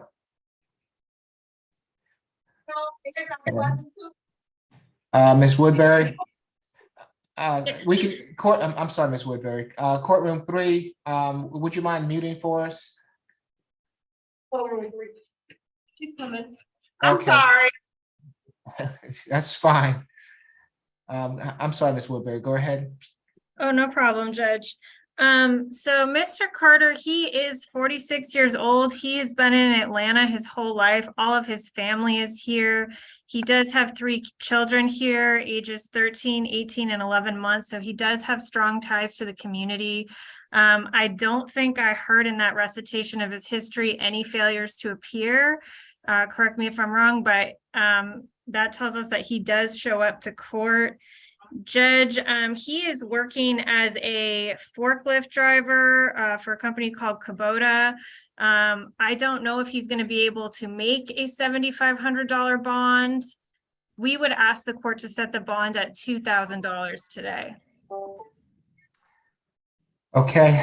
For the battery, it's going to be a $2,000 good bond. For the obstruction, a $1,000 good bond, makes for a total of a $3,000 good bond. No further contact with Ms. Amos. Stay away from her residential address. Also, stay away from, I guess it's the club at 150 Central Avenue. He can go back to, if he has belongings at Ms. Amos's address, he can go back there on one occasion with law enforcement to retrieve any belongings that he might have there. As far as any minor children goes, I'm not going to keep him from his children, but it'll have to have third-party transfer for visitation. No drugs, alcohol, or weapons while out on bond. Good luck to you, Mr. Carter. Position 19 is next. Okay, let's see. Ms. Rosaldo, good afternoon. I'm Judge Eric Mara. This is the State Court Expedited Accusation Calendar that we're conducting by video. Do you agree to have your case heard by video? Your Honor. I'm sorry, was that a yes? Yes, Your Honor. Okay, thank you. You have been charged in case 23 CR 005104H with battery, family violence, and willful obstruction of a law enforcement officer. Is there a history, Ms. Hardy? This defendant doesn't have any criminal history to report. Mr. Pilon? Your Honor, in this matter, a witness called the officers while observing the defendant and victim getting into a fight at a gas station. Officer spoke with the witness who stated the defendant swung at the victim and then tackled him. Victim did sustain injuries to his knees. The defendant stated that she just fell into a bush. Once the officer placed her into the back of the patrol car with handcuffs on, she worked her way out of the cuffs, and when the officer opened the door, she attempted to run. So that is the basis of the obstruction charge. We were able to make contact with the victim, and he stated that he does not fear the defendant, but we are concerned about risk of reoffense with this type of charge. We're asking for a $4,000 surety bond. That'd be $3,000 on the battery charge, $1,000 on the obstruction charge, and no further contact with the victim. I'd like to sound for the victim. His name is Mr. Jesus Rosaldo.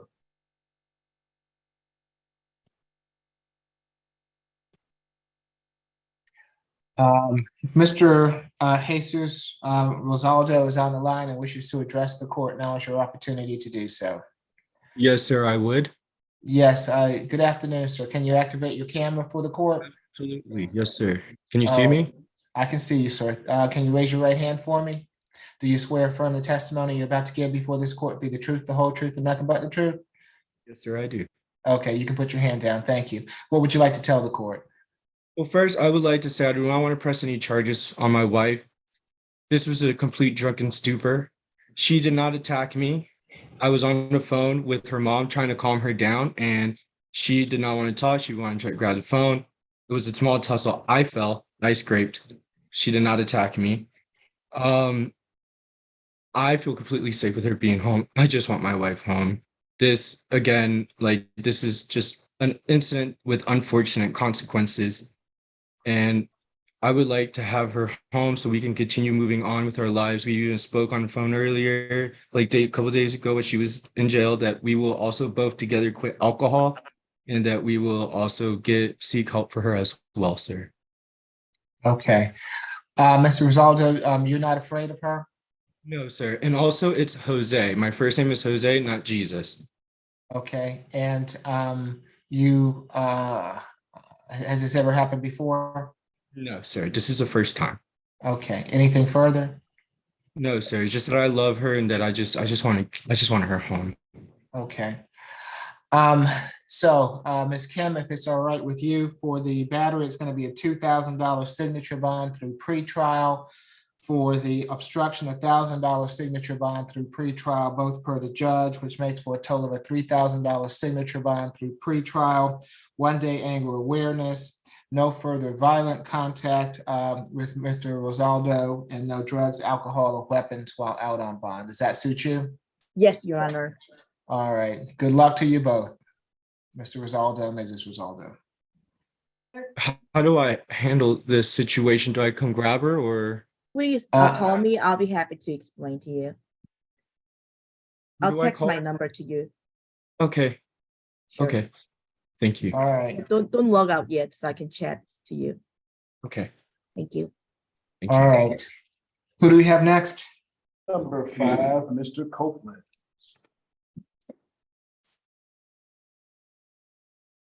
Good afternoon, Mr. Copeland. I'm Judge Eric Morrow. This is the State Court Expedited Accusation Calendar that we're conducting by video. Do you agree to have your case heard by video? Good afternoon, Judge Morrow. Yes, I do. Good afternoon, sir. Let's see, Mr. Copeland, you have been charged in case 23 CR 0051113C with battery. Is there a history, Ms. Hardy? This defendant has 20 arrest cycles in Georgia, a 1987 felony conviction for forgery, 1997 entering auto, 2019 theft by taking. The last arrest was February 13th, 2019 for a simple assault out of Fulton County. It appears that they're on probation in Gwinnett for theft by taking with a disposition date of 7/29/2019. They received 5 years probation and nothing further to report. The 2019 charge, was that, I'm sorry, simple assault? Yes, yes, Your Honor. And do you have a disposition? No disposition is listed. Okay, thank you. Ms. Falk? Actually, Your Honor, there is a disposition on that case. Let me see if I can pull it up for the court because I pulled up that case information. Let's see, the defendant was found guilty of simple assault, cruelty to children in the 3rd degree, which had been downgraded from aggravated assault with a deadly weapon. The defendant received, here's his final disposition. He received a total of 12 months on probation, no violent contact with Quashonda Eccles or Carter Ewing, no firearms, complete the family violence intervention program. That is on case 19 SC 164627. Okay, thank you. Not a problem. In this case, Your Honor, it happened August 19th of 2023. Officers were dispatched to 4955 Evergreen Valley Way. They spoke to Miss LaQuanta Holmes. She stated the defendant became angry with her because she would not return his calls while she was out. They began to argue when she arrived home. The defendant then pulled Miss Holmes stated she pulled her desk out, causing everything to fall. The defendant then pulled her desk out, causing everything to fall out of it, grabbed her, threw her to the ground, and got on top of her, which caused bruises and abrasions to her knee. At that time, she stated she grabbed his genitals in self-defense and was able to get him off of her. And a portion of the defendant being on top of Miss Holmes was captured on video by Kennedy Reeves, who was a witness at the location.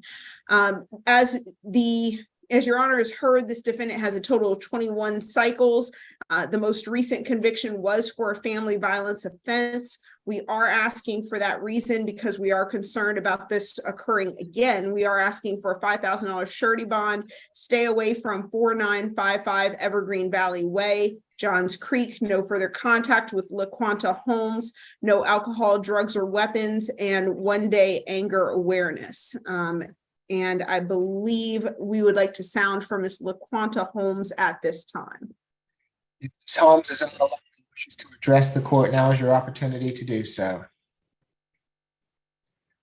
Does not appear so. Ms. Kim? Yes, Your Honor. My client is 62 years old, and he has been here in Georgia for all his life.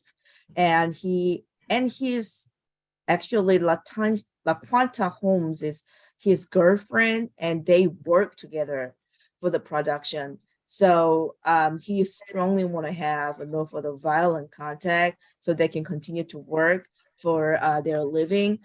Your Honor, my client is he graduated from high school, and that's it, Your Honor. We would like to request for maximum $1,000 good bond and no further violent contact. Thanks. Have you spoken with Ms. Holmes, Ms. Kim? No, I was not able to reach her. We don't have her phone number, Your Honor. Ms. Falk, I take it that your office has not spoken with her either.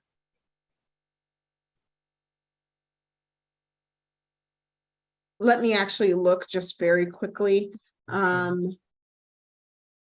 See if there was any, because there had been updates throughout the day. So let me just make sure. Yes, we were able to get in contact with Ms. Holmes. She stated she was at the courthouse getting a TPO, and she did state that they have been together for almost 2 years and have no children, and gave that address at Evergreen Valley Way as her address. She stated she does fear him and wants no contact, a stay away, and a one-time police escort, Your Honor. Okay. Given that, Ms. Kim, it's going to be a $2,000 good bond, no further contact with Ms. Holmes, stay away from the Evergreen Way address. He can go back to that address on one occasion with law enforcement to retrieve any belongings that he might have there. No drugs, alcohol, or weapons while out on bond. Good luck to you, Mr. Copeland. Thank you, Your Honor. Position 26. Okay. Good afternoon, Ms. Wright. I'm Judge Eric Morrow. This is the State Court Expedited Accusation calendar that we're conducting by video. Do you agree to have your case heard by video? Yes. Thank you. Ms. Wright, you've been charged in case 23 CR 005112B with simple battery, possession and use of drug-related objects, and another count of simple battery. Is there a history? This defendant has 14 arrest cycles in Georgia, a felony conviction in 2020 for forgery, misdemeanor conviction for simple battery in 2012. Battery family violence in 2023. Their last arrest was a probation violation out of Columbia County, and that was May 24th, 2023. And it appears that they're currently on probation out of Fulton County. The case number is saying 2019 CR 1561, disposition date of 6/15/2020, where they received 5 years probation, 1 FTA, and 4 probation violations. Nothing further to report. What was that charge for the probation? Forgery. Okay. And the battery family violence, the 2023, is that currently open? Bear with me, let me check and see on that one.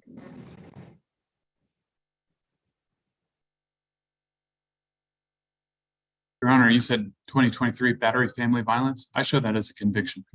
Okay, all right, thank you. Yes. Yes, Mr. Pilon. Your Honor, in this matter, the defendant used some coarse racial language and then struck 2 separate people. One is Miss Terry Moore. The other is Mr. Thomas Bogan in the face. And when she was searched incident to arrest, she was found to have a glass pipe on her person. We're asking for a $3,500 surety bond. That would be $1,500 on the 2 simple battery counts and $500 on the drug object count. Asking for no further contact with Miss Terry Moore or Mr. Thomas Bogan. Stay away from the incident address, which is 91 Peachtree Street, Atlanta. No alcohol, drugs, or weapons. And Your Honor, I would like to sound for Miss Moore and Mr. Bogan. What is it, 91 Peachtree Street? Do you know, Mr. Pilon? I did not verify it, Your Honor. I'm guessing from some of the defendant's comments that it is a park. Okay, thank you. Ms. Kim? Yes, Your Honor, my client was born in 1991, so he is 32 years old. He was born and raised here in Georgia. She has 3 children, Your Honor. They're all minors, 8, 15, and 16. And she's also taking care of her disabled mother. So since she is taking care of 4 people, including her, it will be 5. She is actually full-time stay-at-home mom / caretaker. So she has not had any job for the last 6 years. And Your Honor, she's not getting any child support because the father of 3 children is incarcerated right now. So without any financial support, she's qualified for public defender services, and she has no money to bail out. So we would like to request for minimum $1,000 coupon for each charge, so that way it can be lower. And that's it, Your Honor. We would like to hopefully get signature on bond for a drug charge. Thank you. And if Mr. Go ahead, Mr. Pilon. I was just going to confirm for Your Honor, the incident address is Woodruff Park. Okay, thank you. And if Mr. Moore or Mr. Bojan is on the line and wishes to address the court, now is your opportunity to do so. As such, for the simple batteries, it's going to be $1,000 good bond per charge. For the possession and use of drug-related objects, a $500 good bond makes for a total of a $2,500 good bond. No further contact with Terry Moore or Thomas Bojan. Stay away from Woodruff Park, located at 91 Peachtree Street, and no drugs, alcohol, or weapons while on bond. Good luck to you, Ms. Wright. Thank you. Welcome. Who do we have next? Number 6, Mr. Dunkley. Good afternoon, Mr. Dunkley. I'm Judge Eric Morrow. This is the state court expedited accusation calendar that we're conducting by video. Do you agree to have your case heard by video? I do, Your Honor. Thank you. Mr. Dunkley, you've been charged in case 23 CR 005115G with reckless conduct. Is there a history? This defendant has one arrest cycle in Georgia. Their last arrest was June the 2nd, 1988 for DUI out of Fulton County. Nothing further to report. Ms. Falk? Yes, Your Honor. This incident happened, I can just bring this up really quickly, on August 20th, 2023 at Rock and Taco at 928 Canton Street in Roswell. The off-duty officer received a report from Miss Elizabeth Ginsburg at that location. She's an employee there. She stated she observed the defendant pour an unknown substance into the drink of Miss Erin Egerton. Miss Egerton did not drink the drink, and Miss Ginsburg actually retrieved the drink and poured it out. The defendant answered questions and submitted to a search. He denied pouring any substances into the drink, but I point out this was an employee at that location, not someone who was friends with either individual and did not have a dog in this fight. The state does have some serious concerns given the concerns that every woman would have about unknown substances being poured into their beverages.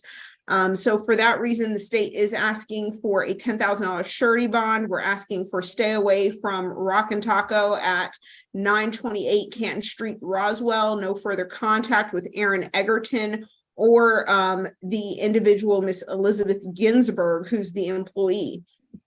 We would also ask for no alcohol, drugs, or weapons at this time.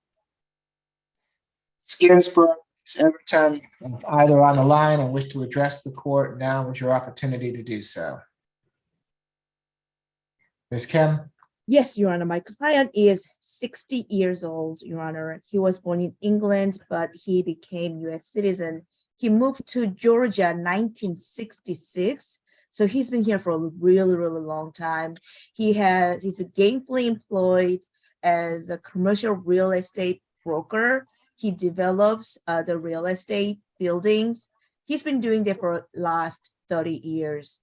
And he has a bachelor's degree from Georgia State University. He has strong ties to the community. He's not running away.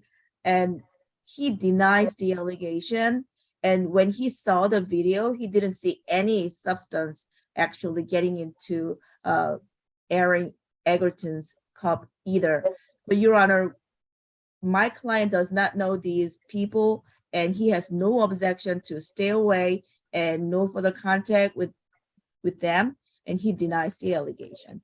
Your Honor, we do have some additional information we received from the victim, Miss Egerton. We received this as an update, and I apologize for not being aware, and I just would like to update the court.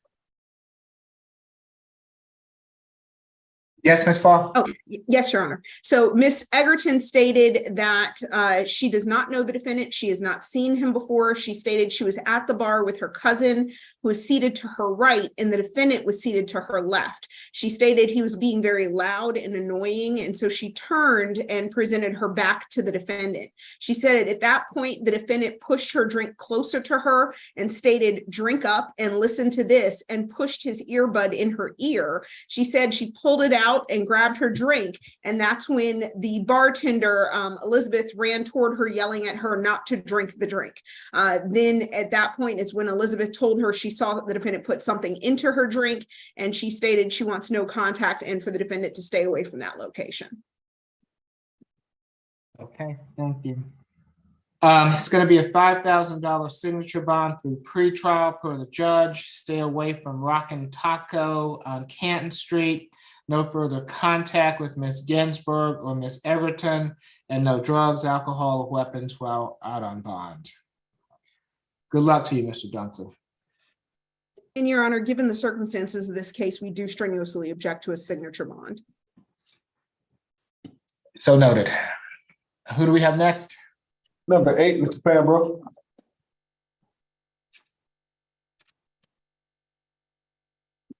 Good afternoon, Mr. Fambro. I'm Judge Eric Morrow. This is the State Court Expedited Accusation Calendar that we're conducting by video. Do you agree to have your case heard by video? Yes, sir. Thank you. Mr. Fambro, you've been charged in case 23CR005101A with battery family violence. Is there a history, Ms. Hardy? This defendant has 9 arrest cycles in Georgia, felony conviction in 2005 for theft by receiving. They have a 2008 CWAC charge. There is 1 FTA, 2 probation violations. Last arrest was June the 11th, 2022 for driving without a license. Nothing further to report. Ms. Falk? Yes, Your Honor. This incident happened August 20th, 2023 at 6070 Capitol Knoll. The defendant, who resides there with the victim, Barbara Bennett, stated that Ms. Bennett placed a tracking device on his vehicle. The officers could not locate anything. Ms. Bennett did admit to putting a device on his vehicle due to the defendant cheating and lying, but stated it must have fallen off. At that time, Ms. Bennett also reported that the defendant assaulted her and pointed to her neck, where the officers were able to observe 2 scratch marks with a small amount of blood that was not actively bleeding on her neck, but appeared to have been caused by fingernails. When the defendant was questioned, he claimed it was an old injury from 2 weeks ago, but admitted that they had gotten into it and the wounds on her neck were from that incident. No injuries were noted to the defendant. We did get a chance to speak with Ms. Bennett. She stated that she and the defendant are in a relationship and they live at that location. She stated the incident occurred on Saturday, August 20th, leading into Sunday morning, August 21st, and did not occur 2 weeks ago. She stated they were in an argument. The defendant grabbed her by the neck with one hand and pushed her away, which caused the defendant to scratch her neck.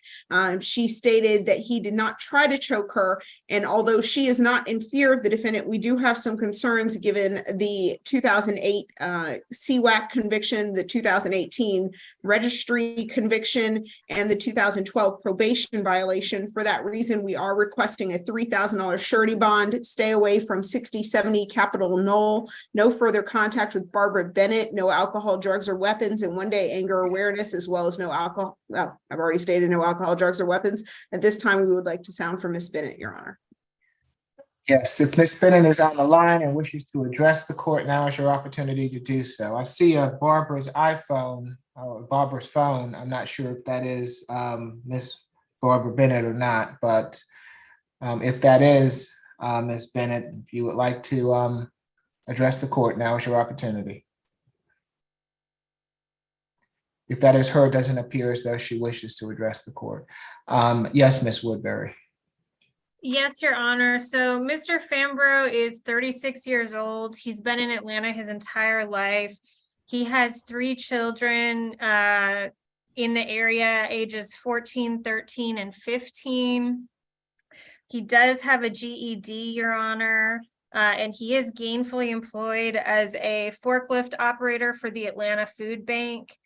Judge, he tells me he cannot make much of a bond. We're asking for a signature bond today. If the court is inclined to impose a stay away from the location, we would ask for 1 trip to collect his belongings. Okay, it's going to be a $3,000. I'm here. I don't know how to turn this video on, but I'm here. Okay, and this is Ms. Bennett.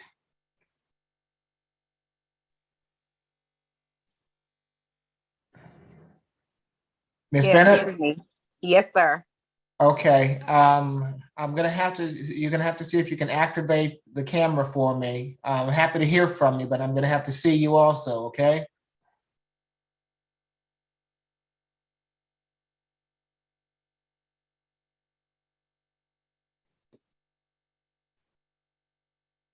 Ms. Bennett?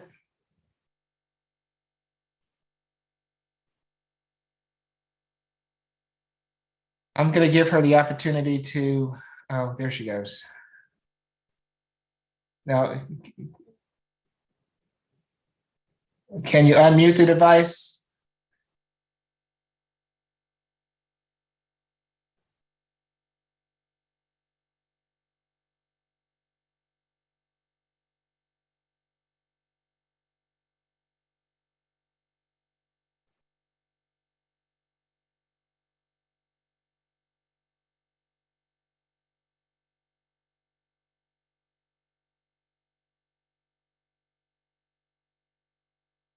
Okay, so. I'm trying to unmute it. I don't know how to work this thing. Okay, you would just unmute, Ms. Bennett. Okay, hold on. Can you hear me now? I can hear you. I guess my Okay. only question to you is that, do you want to have contact with him? Yes, I do. I'm Has not this- afraid of him. I'm not threatened by him. What occurred, it just got out of hand. Has this ever happened before, Ms. Bennett? No, sir, it hasn't. All right, thank you, ma'am. Mm-hmm. It's going to be a $3,000 signature bond through pretrial per the judge, 1-day anger awareness, no further violent contact with Barbara Bennett, and no drugs, alcohol, or weapons while out on bond. Good luck to you, sir. You've got number 10, Mr. Hamilton.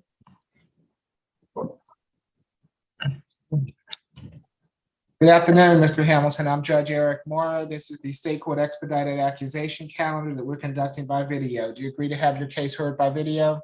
Yes. Thank you. Mr. Hamilton, you've been charged in case 23 CR 005114C with battery family violence. Is there a history, Ms. Hardy? This defendant doesn't have a criminal history to report. Thank you. Ms. Falk?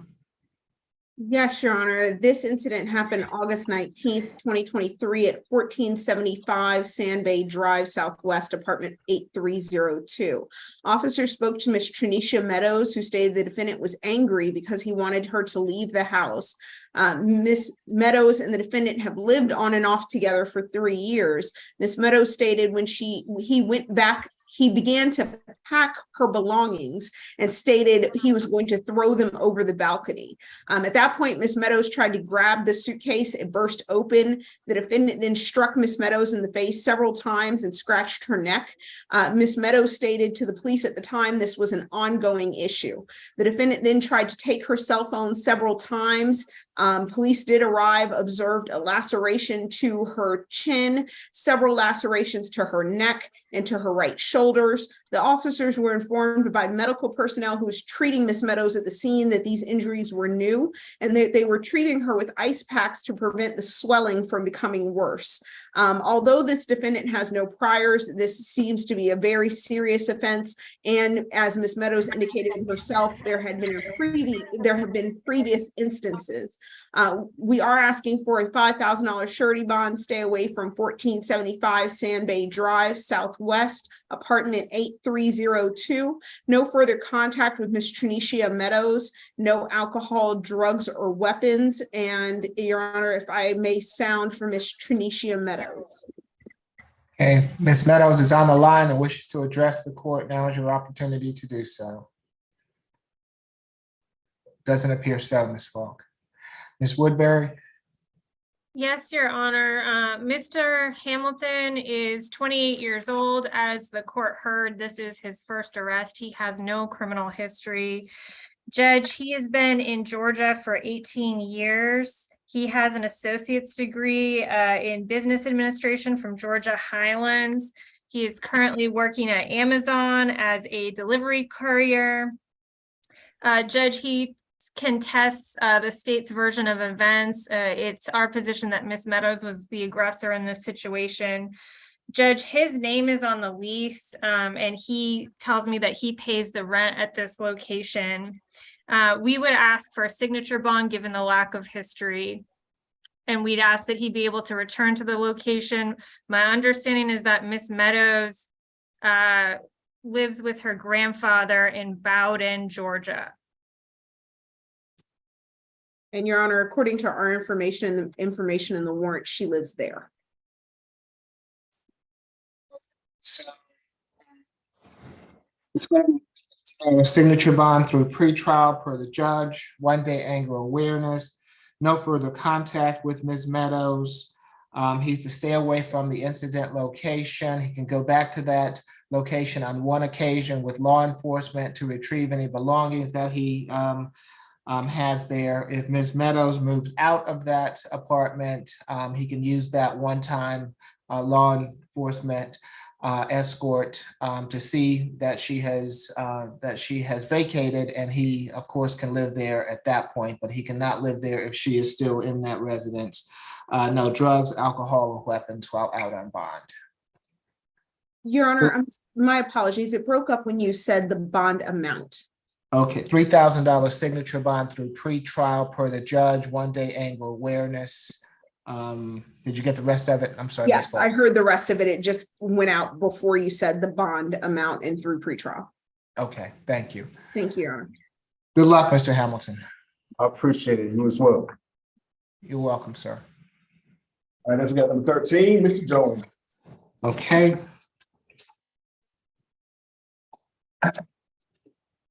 Good afternoon, Mr. Jones. I'm Judge Eric Morrow. This is the state court expedited accusation calendar that we're conducting by video. Do you agree to have your case heard by video?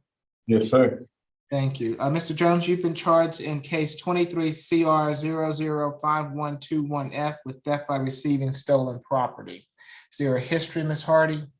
This defendant has 12 arrest cycles in Georgia, a 2014 felony conviction for burglary where they received first offender treatment, no seal date given. The last arrest was August the 4th, 2021 out of Rockdale for a probation violation.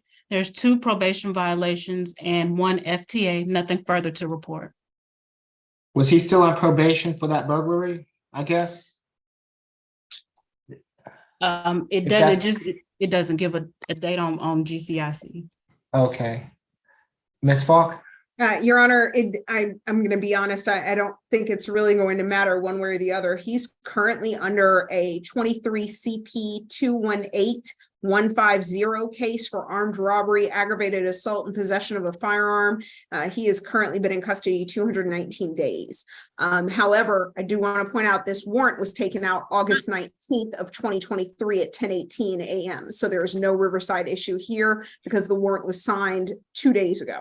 Ms. Falk, I'm sorry to interrupt. I think you're talking about a different Mr. Jones that was. Am I talking about Ernest Jones and not Timothy? Yes. Okay. I thought we were at Ernest Jones. My apologies. So Timothy Jones. Let me see. No, I thought this was 12 Ernest Jones. I thought we were on Ernest Jones too. Oh, I have not spoken. I'm so sorry. I have not spoken to Ernest Jones. My understanding is that he was taken to court for another matter today. I spoke to Timothy Jones. Okay. The history I read was for Timothy Jones as well. So who is seated right there? Timothy Jones, number 13. Okay. So then this was my error. I was on Ernest Jones, not Timothy. My apologies. Okay, I'm sorry. I was also. So let me start from the top. I'm sorry, Mr. Timothy Jones. You've been charged in case 23 CR 005120J with battery and simple battery. And now, is there the history that was just given? Was that for Timothy Jones? Yes, Your Honor, that was for Mr. Timothy Jones. Okay, so that was a 2014 burglary and a 2021 probation violations, and there were 2 of them. Yes, Ms. Falk. Your Honor, on this case, I'm actually showing the defendant has a 2017 aggravated assault, 3 counts, terroristic acts, criminal damage to property, and possession of firearm under 17 SC 149468.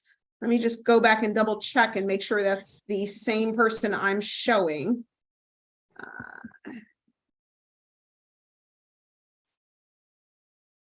Yep, that's Timothy Jones. Okay, so this defendant is actually currently serving a 13 serve 3 sentence. He is on 10 years of suspended sentence right now. So he is currently still under that sentence. And I just verified using case manager that is in fact the same Timothy Jones who's seated here today.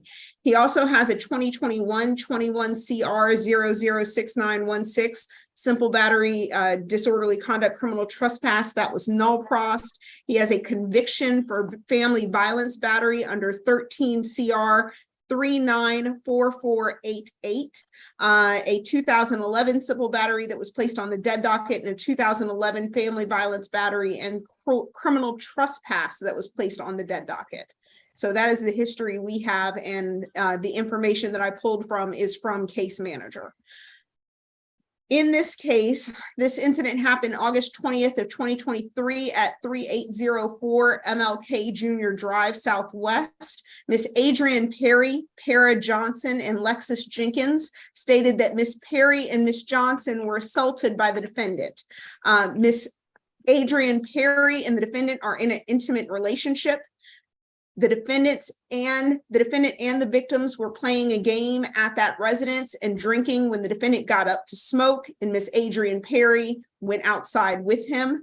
Miss Perry stated they were outside smoking. The defendant grabbed her by the head and pushed her to the ground and was standing over her wielding a beer bottle. Miss Para Johnson stated she heard a commotion outside, went outside, saw the defendant standing over Miss Perry and tried to get him away from Miss Perry. And at that time, the defendant struck Miss Johnson in the back of the head with the beer bottle. Miss Jenkins, who's the third individual, stated she came outside as well, saw the defendant standing over Miss Perry, just like Miss Johnson did, and also saw him strike Miss Johnson in the back of the head with the beer bottle. There were marks and swellings to the back part of Miss Johnson's head that was corroborated by the officers, and all of them identified the defendant as the aggressor. The state's main concern here is that 2017 aggravated assault. There were 3 counts of aggravated assault, as well as terroristic acts, criminal damage to property, and possession of firearm on that case. The defendant was found guilty of all of those offenses and is currently on an outstanding sentence on that case. For that reason, as well as for the other family violence cases, some of which were dead docketed, some of which were convictions, we do have some serious concerns about this defendant's violent history, as well as his risk of reoffending. We did have an opportunity to speak with Miss Adrian Perry, who I see is here on the line. And we spoke with Miss Para Johnson. Both Miss Perry and Miss Johnson are roommates at that location. Miss Perry stated that the defendant had been staying with her for the past 2 weeks. Both of them confirmed the events in the warrant.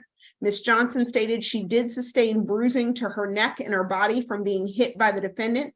And Miss Johnson stated she does not wish to have any contact with the defendant.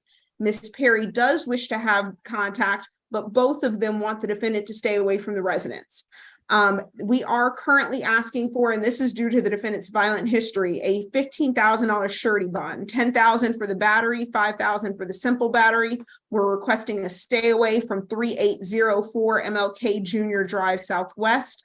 No further contact with Adrian Perry, Para Johnson, Lexus Jenkins, and no alcohol, drugs, or weapons. And as I stated, we would like to sound at this time for Miss Perry, Miss Johnson, and Miss Jenkins. Okay, see Miss Perry, I believe. Yeah, Perry, I just hold on. I just wanted to say I didn't want to press any. Miss Perry, I'm happy to have you. I'm happy to have you speak today, but first of all, you have to listen to me. Can you raise your right hand for me? Do you swear affirm the testimony you're about to give before this court be the truth, the whole truth, and nothing but the truth? Yes, sir. Okay, you can put your hand down, ma'am. Now, what would you like to tell the court? That I didn't want to press charges because he's never put his hands on me before, and we were like all drunk. So it was like a whole conflicting thing. I'm not even completely sure tonight. I just know I was on the ground, like he had to make contact with me to put me to the ground, and my friends were defending me. But I'm not scared of him, and I don't want to press charges. Had this happened before? No, I've known him for a year, and he's never put his hands on me. All right, thank you, ma'am. Ms. Woodbury? Yes, Your Honor. Mr. Timothy Jones is 31 years old. He's been in Atlanta all of his life. He does have 4 kids in Atlanta, not with Miss Perry, but his children are ages 13, 12, 10, and he has a infant child as well. Judge, he works at Brown Bag Seafood as a cook, and he also works at Metal Plate Construction, operating a crane and a forklift. He does have a GED. Your Honor, we would contest the state's version of the facts. If the court is inclined to issue a stay away order from the address, we'd ask for 1 trip and we'd ask for no further violent contact. And Judge, and I'm sorry, as far as the bond amount, he tells me he cannot post much. So I would ask for a signature bond. For the battery, it's going to be a $3,000 good bond. For the simple battery, a $2,000 good bond makes for a total of a $5,000 good bond. No further violent contact with Adrian Perry. No further contact with Ms. Johnson. No further contact with Ms. Jenkins. Stay away from the MLK Jr. address. He can go back to that address on one occasion with law enforcement to retrieve any belongings that he might have there. No drugs, alcohol, or weapons while out on bond. Good luck to you, Mr. Jones. Ms. Woodbury, your client has his hand up. Mr. Jones, do you have a question? Yes, ma'am. I cannot right now. Even though I work 2 jobs, I cannot afford the bond right now. So can I please get a signature bond so I can at least, and however it can work out, I will financially do it. But right now, the police officer, he took all my money in my possession. Okay, so Mr. Jones, unfortunately, the judge made his ruling. We can't go back on that, but you will have another court date in about 10 days to 2 weeks. Next court date will be September 5th, Ms. Woodbury. Okay, who do we have next? Number 14, Mr. Lott.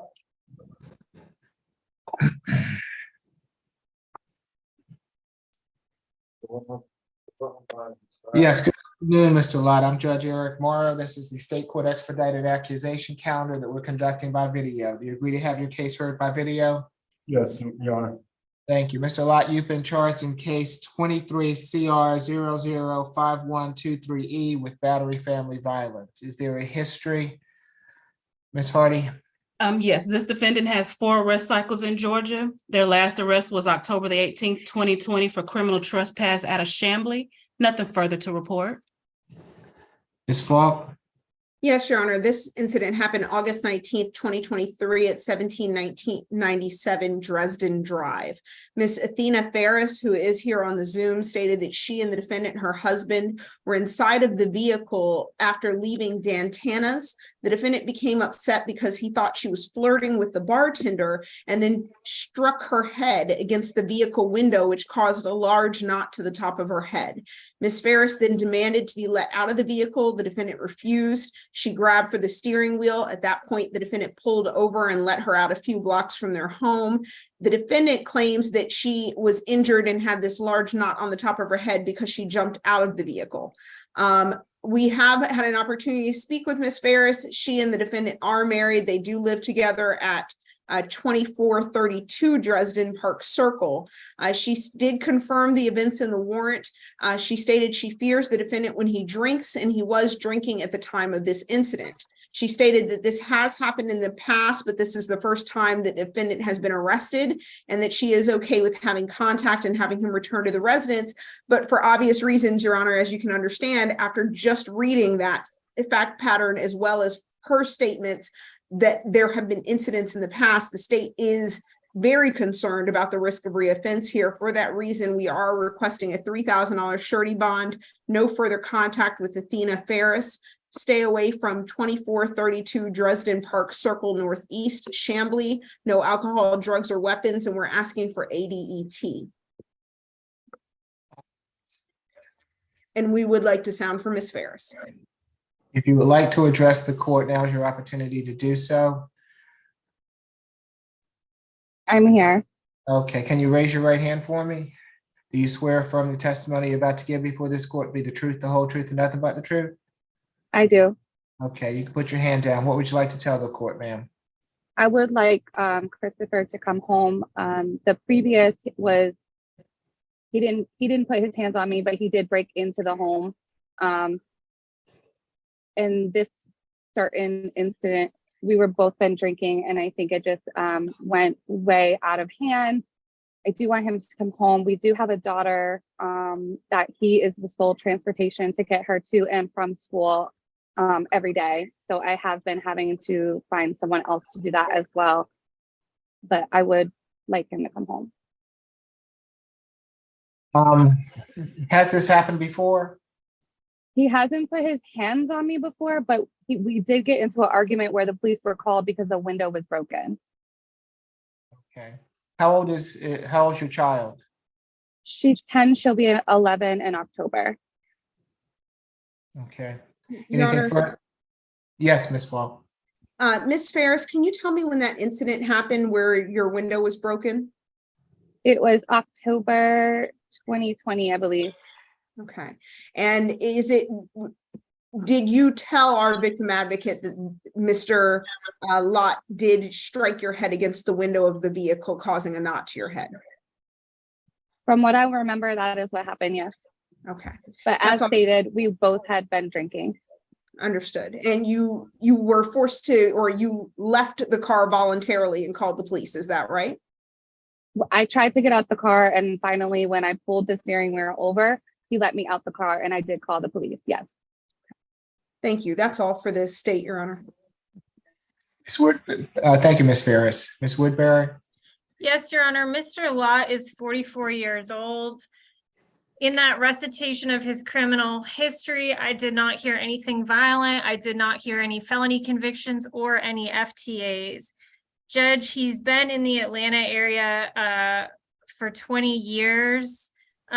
He has 2 grown children in addition to the 10-year-old who I believe is a stepchild. Judge, he is working at PFF as a financial advisor. He is gainfully employed. He attended Life University. Your Honor, we are asking for a signature bond today due to the lack of history. He maintains his innocence on this case. It's going to be a $3,000 signature bond through pretrial per the judge, 1-day anger awareness. Given what I've heard today, no further contact with Ms. Ferris. Stay away from the Dresden Parks Circle address. He can go back to that address on one occasion with law enforcement to retrieve any belongings. As far as a minor child, there can be third-party transfer for visitation or to take the child to school. No drugs, alcohol, or weapons while out on bond. Good luck to you all. Thank you. All right, this is number 15, Mr. McMillan. Good afternoon, Mr. McMillan. I'm Judge Eric Morrow. This is the State Court Expedited Accusation Calendar that we're conducting by video. Do you agree to have your case heard by video? How you doing, sir? Yes, sir. I'm doing well. Thank you, Mr. McMillan. You've been charged in case 23 CR 005124A with criminal trespass. Is there a history? This defendant has arrests out of Georgia, Texas, and New York. Felony conviction in 2010 for obstruction of law enforcement, 2016 battery family violence. There is misdemeanor conviction for battery family violence in 2009. And then in Texas, there's a misdemeanor conviction for assault in 2014. Their last arrest was March the 22nd of this year for battery out of Fulton. They received 12 months probation on that. The disposition was April 6, 2023. And the case number is 23 CR 0017704 0Y. I'm sorry. Nothing further to report. Your Honor, I'd like to highlight, I also showed a 2016 battery family violence conviction, a 2019 battery conviction, a 2021 battery arrest, and then I showed 2 open cases of 2022 with battery family violence, false imprisonment, cruelty third, and reckless conduct, and a 2023 case with battery. Your Honor, I attempted but was not able to confirm whether or not the victim in any of those cases was the same as our victim here. But in this matter, officers responded to a domestic call. They heard loud arguing from outside before entering. And once they entered, they were able to separate the defendant and the victim and get a grip on what happened. The victim stated that it never got physical, but the defendant grabbed her phone and threw it to the ground, which broke it. So, Your Honor, I showed that currently there's a $600 surety charge assigned to the charge. We'd actually asked for a $1,000 surety given the history of the defendant. no further contact with Ms. Martika Coakley, and a stay away from the incident address, which is 3331 Sim Street in Hapeville. Let's see if is it Coakley? That was my reading, Your Honor. Okay, Ms. Coakley is on the line and wishes to address the court. Now is your opportunity to do so. Yes, Ms. Woodbury? Yes, Your Honor. Mr. McMillian is 34 years old. He has been in the Atlanta area since 2008. He does have 2 children in the area, ages 3 and 14. He's a high school graduate and he is gainfully employed at a restaurant called Barbecue Kitchen in College Park as a cook. Judge, the address is his home. He does get Section 8 housing. He's the only one on the lease. And it's important to him that he be able to keep that housing and maintain that housing. So we'd ask that he be allowed to return to the location. I'll highlight that there's no allegations of physical abuse in this case. And Judge, his means are limited as he is on Section 8. So we would also ask for a signature bond. It's going to be a $5,000 signature bond through the jail. No further contact with Ms. Coakley. Stay away from the Sims Street address. He can go back to that address on one occasion with law enforcement to retrieve any belongings that he has there. No drugs, alcohol, or weapons while out on bond. Of course, if Ms. Coakley does not reside at that address, he can use that one-time escort to confirm that she's no longer there, and then he will be allowed to be there. But he can't be there if Ms. Coakley's there. Okay? All right. Good luck to you, Mr. McMillan.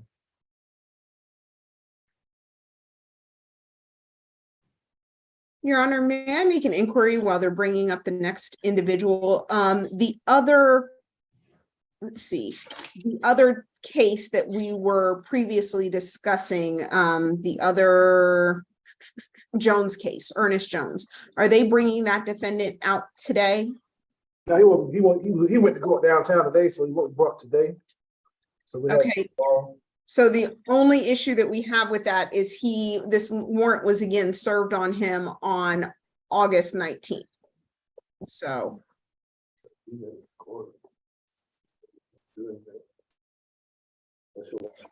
So there would be a Riverside issue? Potentially, if he's not brought today, yes.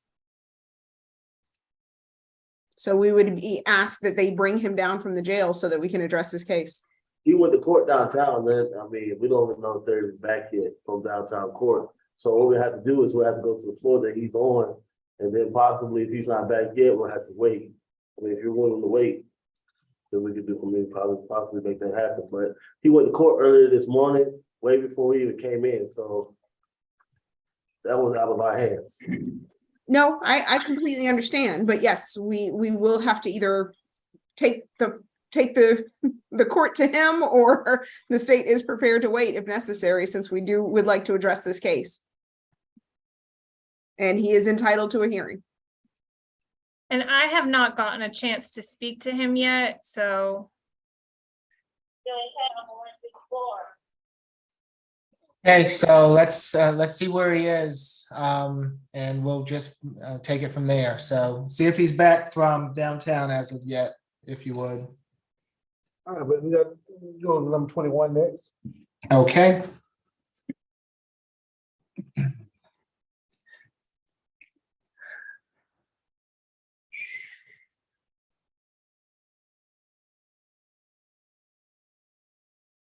Courtroom 2, are you with me?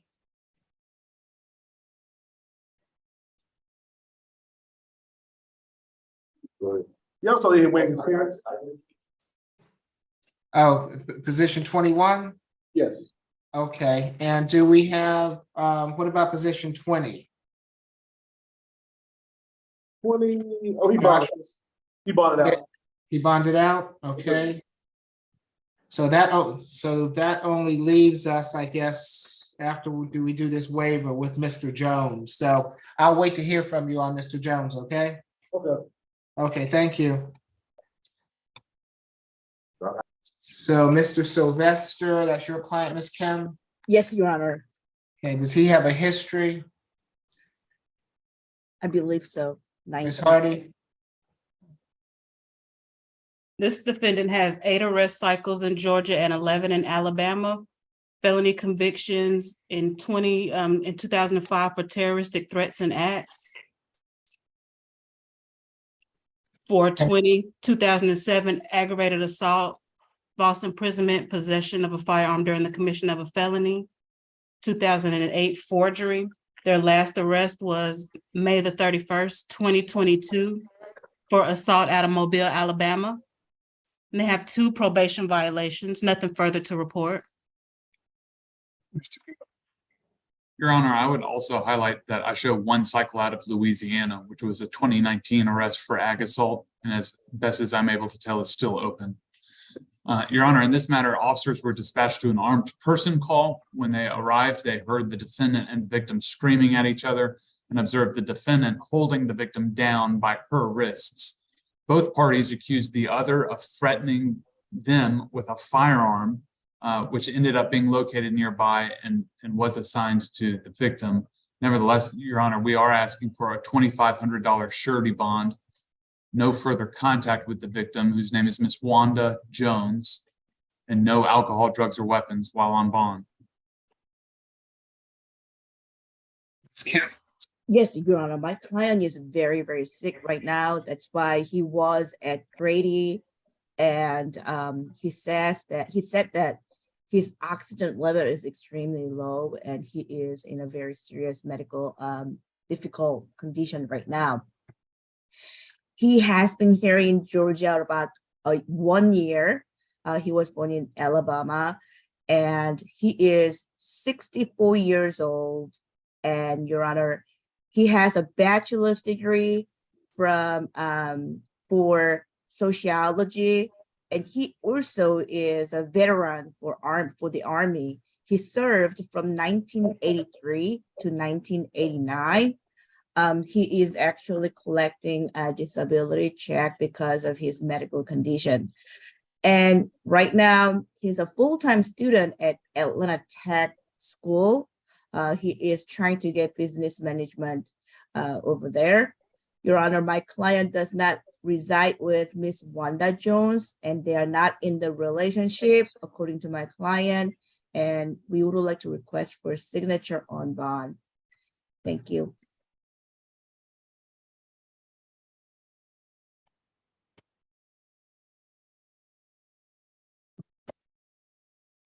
It's going to be $1,000 good bond, no further contact with Wanda Jones, and no drugs, alcohol, or weapons while out on bond. Thank you. Okay, let's see. While we wait for position 12, Ernest Jones, Ms. Bridgewater. Yes, Your Honor. I have a question on Mr. Kennedy Sylvester. Is he going from a different charge from disorderly conduct to simple battery? Yes, ma'am. The state amended that charge to simple. I'm sorry. I guess I missed part of that. The correct charge is 1 count simple battery. Your Honor, I also have to address that his last name is Kennedy and Sylvester is his first name. So we have to change that too.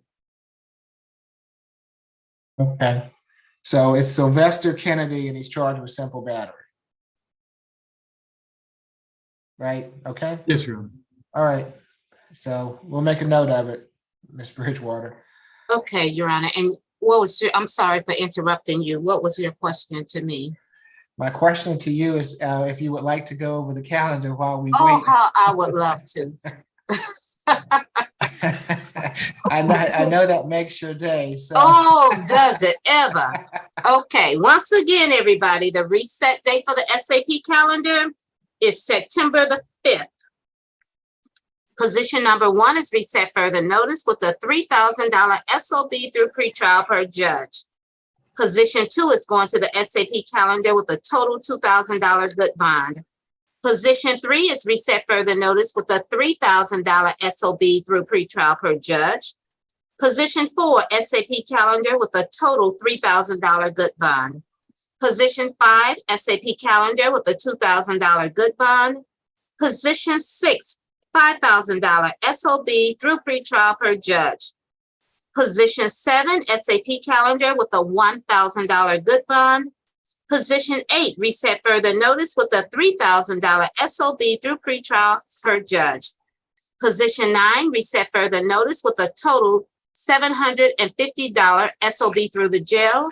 Position 10, reset further notice with a $3,000 SOB through pretrial per judge. Position 11, SAP calendar with a $500 good bond. And by the way, this is the charge of theft by taking. I have a different case number for the other one. We're holding on Ernest Jones, which is position 12. Position 13 is reset SAP with a total $5,000 good bond. 14 is reset further notice with a $3,000 SOB through pretrial. Position 15, reset further notice with a $5,000 SOB through the jail. Position 16, reset further notice with a $3,000 SOB through the jail. Position 17 is going to the SAP calendar with a $25,000 good bond. 18 is going to the SAP calendar with a $1,000 good bond. 19 is reset further notice with a total $3,000 SOB through pretrial per judge. Position 20 is reset further notice as the defendant has been released. 21 is going to the SAP calendar with a $1,000 good bond. 22 SAP calendar with a total $2,000 good bond. 23 SAP calendar with a $1,000 good bond. 24 SAP calendar with a $4,000 good bond. 25 is reset further notice with a $5,000 SOB through pretrial per judge. 26 is reset to the SAP calendar with a total $2,500 good bond. And we did an add-on calendar for Deidre Jones. Her other charge, which was a battery, we gave it a new case number, and it is a $1,000 good bond.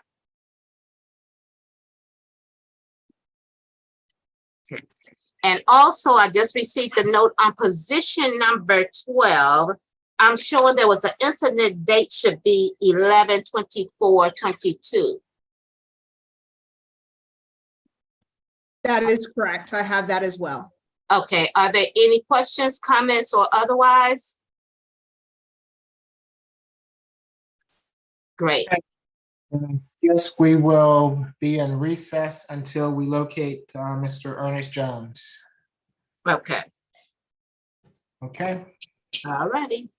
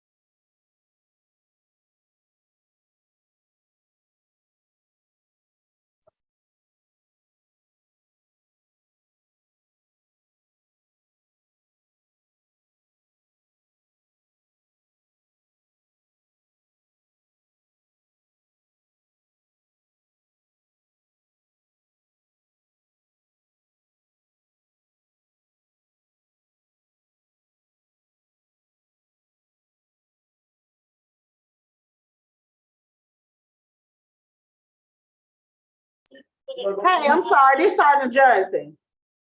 Yes, Sergeant. We looking for Ernest Jones. He went downtown this morning, but if y'all give us one moment, we can go to the floor and see if he's back, okay? All right, thank you. Okay.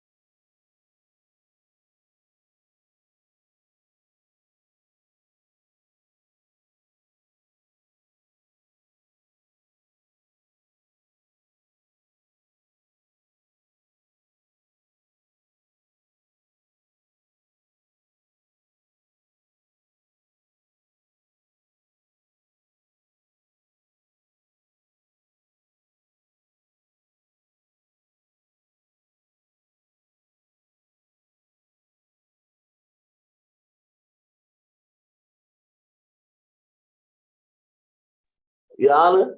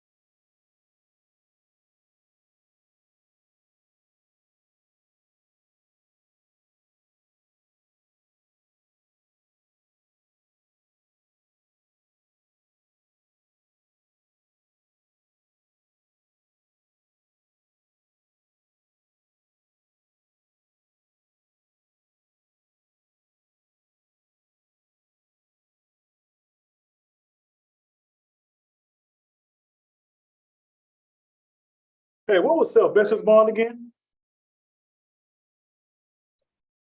I'm sorry, what are you saying? What was Mr. Sylvester's bond again? Position number 21. Position number 21, he had a $1,000 good bond. Okay, thanks. Appreciate You're it. welcome. Ms. Bridgewater, if you can get over to me what you've got done, I can start getting those signed if you like. I would love to do that, Judge. And then Okay. I'll call you back in case, because I have to go over and send it to you, just in case you all get started before I come back. But it's on its way, okay? All right, thank you. You're welcome.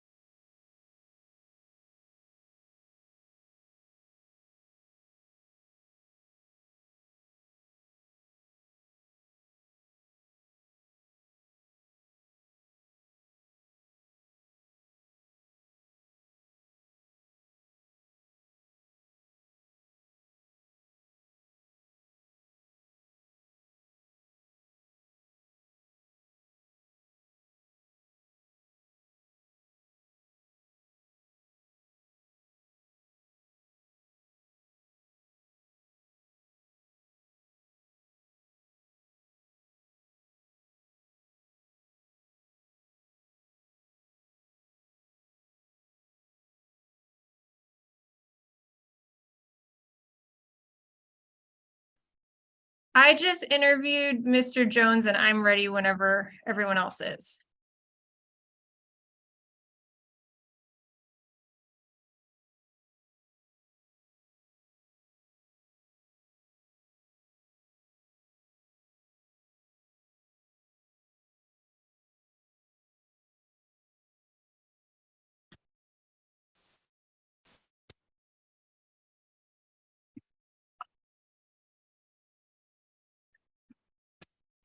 Okay, if we can also, I'm not sure if Ms. Bridgewater is back at her desk. No, she isn't. I can listen in for her though, Judge. We can Okay. proceed. All right, thank you, Ms. Grace. Good afternoon, Mr. Jones. I'm Judge Eric Morrow. This is the State Court Expedited Accusation Calendar that we're conducting by video. Do you agree to have your case heard by video? Yes, sir. Thank you. Mr. Jones, you've been charged in case 23 CR 005121F with theft by receiving stolen property. Is there a history, Ms. Hardy? This defendant has 5 arrest cycles in Georgia. Their last arrest was January 15th, 2023 for armed robbery. That case number is 23 CP 215464. There's also an open case for aggravated assault and possession of a weapon by or drug by inmate. That case number is 23 CP 218150. Nothing further to report. Ms. Falk? Yes, Your Honor. This incident happened November 24th, 2022 at 761 Morosco Drive Northeast. Miss Letitia King was carjacked on the 5th floor of the parking deck at that location, and her iPhone 12 was stolen. The defendant then turned in her cell phone on November 26, 2022 at 7:47 p.m. at the Walmart at 1871 Chamblee Tucker Road and received $40 from an Eco ATM. So this was 2 days after the carjacking. A picture, his driver's license, and the stolen cell phone were recovered. The Miss Letitia King stated when the phone is turned on, which happened numerous times, she was able to use her Find My iPhone app. A message appears advising the person that the phone is stolen or lost and provides instructions on returning the phone to the rightful owner, which we believe overcomes the issue of known or should have known that this item was stolen. Currently, this defendant is in custody, as you've heard, for armed robbery, where an iPhone 13 was stolen at gunpoint, aggravated assault, possession of a weapon by an inmate under 2 separate cases. He is currently in custody on no bond. We also wanted to point out that in this case, we are asking, the defendant has a $5,000 surety bond in place already. We are asking that that bond remain the same. No further contact with Miss Letitia King. Stay away from 761 Morosco Drive Northeast. No alcohol, drugs, or weapons. And if you would like to sound for Miss King, Your Honor, excuse me. Ms. King is present and wishes to address the court. Now is your opportunity. Doesn't appear so. Ms. Woodbury? Yes, Your Honor. Mr. Jones is 21 years old. He has been incarcerated in the Fulton County Jail for 219 days at this point. Judge, he has lived in the Atlanta area since he was 9 years old. He has a mother here, so he has ties to this area. He also has a 2-month-old child here. Judge, he tells me before he was incarcerated in January, he was working as a dishwasher at Little Caesars. As for the incident, Judge, he maintains his innocence. Obviously, the state has to prove knew or should have known in a theft by receiving case, and I think there's a bit of a logic leap that the state has to overcome in this case. Judge, he tells me, Mr. Jones tells me that I think he had a preliminary hearing on his aggravated assault today. He tells me that it was reduced to a battery and that he got a $15,000 bond on it. I haven't shown that in the system yet. But nevertheless, Judge, he has a $10,000 bond on his armed robbery. And he has this holdout of DeKalb. So he's got a lot going on. We would ask for a signature bond. It's going to take a lot for him to get out as it is. Okay, it's going to be a $3,000 good bond. No further contact with Ms. King. Stay away from the Morosco Drive address, and no drugs, alcohol, or weapons while out on bond. Good luck to you, Mr. Jones. Okay. All right, thank you, sir. You're welcome. I believe that. Did you get that, Ms. Bridgewater? I got it. All right, fantastic. And I've also sent you the orders, and I'll send this right after we get off. All right, and I'll get those signed and returned to you all. See you next time. Y'all have a good Yes, rest of the everybody day. have a good one. Oh, and Judge, I'm sorry. I just wanted to introduce Rachel Abdan. She's a new public defender. She's going to be doing first appearance. She's on the call. And she's been on the call the whole time. So anyway, she's going to be starting tomorrow, I think, doing first appearance. Okay, very good. And Your Honor, we also have ASG Siobhan Ferguson with us, and she will be with us for this week and next week before moving on to work with Chief Bickerstaff in our office. Okay, well, very good. Welcome, Ms. Ferguson. Welcome, Ms. Abdan. I'm always glad to have new faces. So looking forward to working with you all. Thank you, Your Honor. Y'all have a good rest of the day. We'll see you next time. Thank you.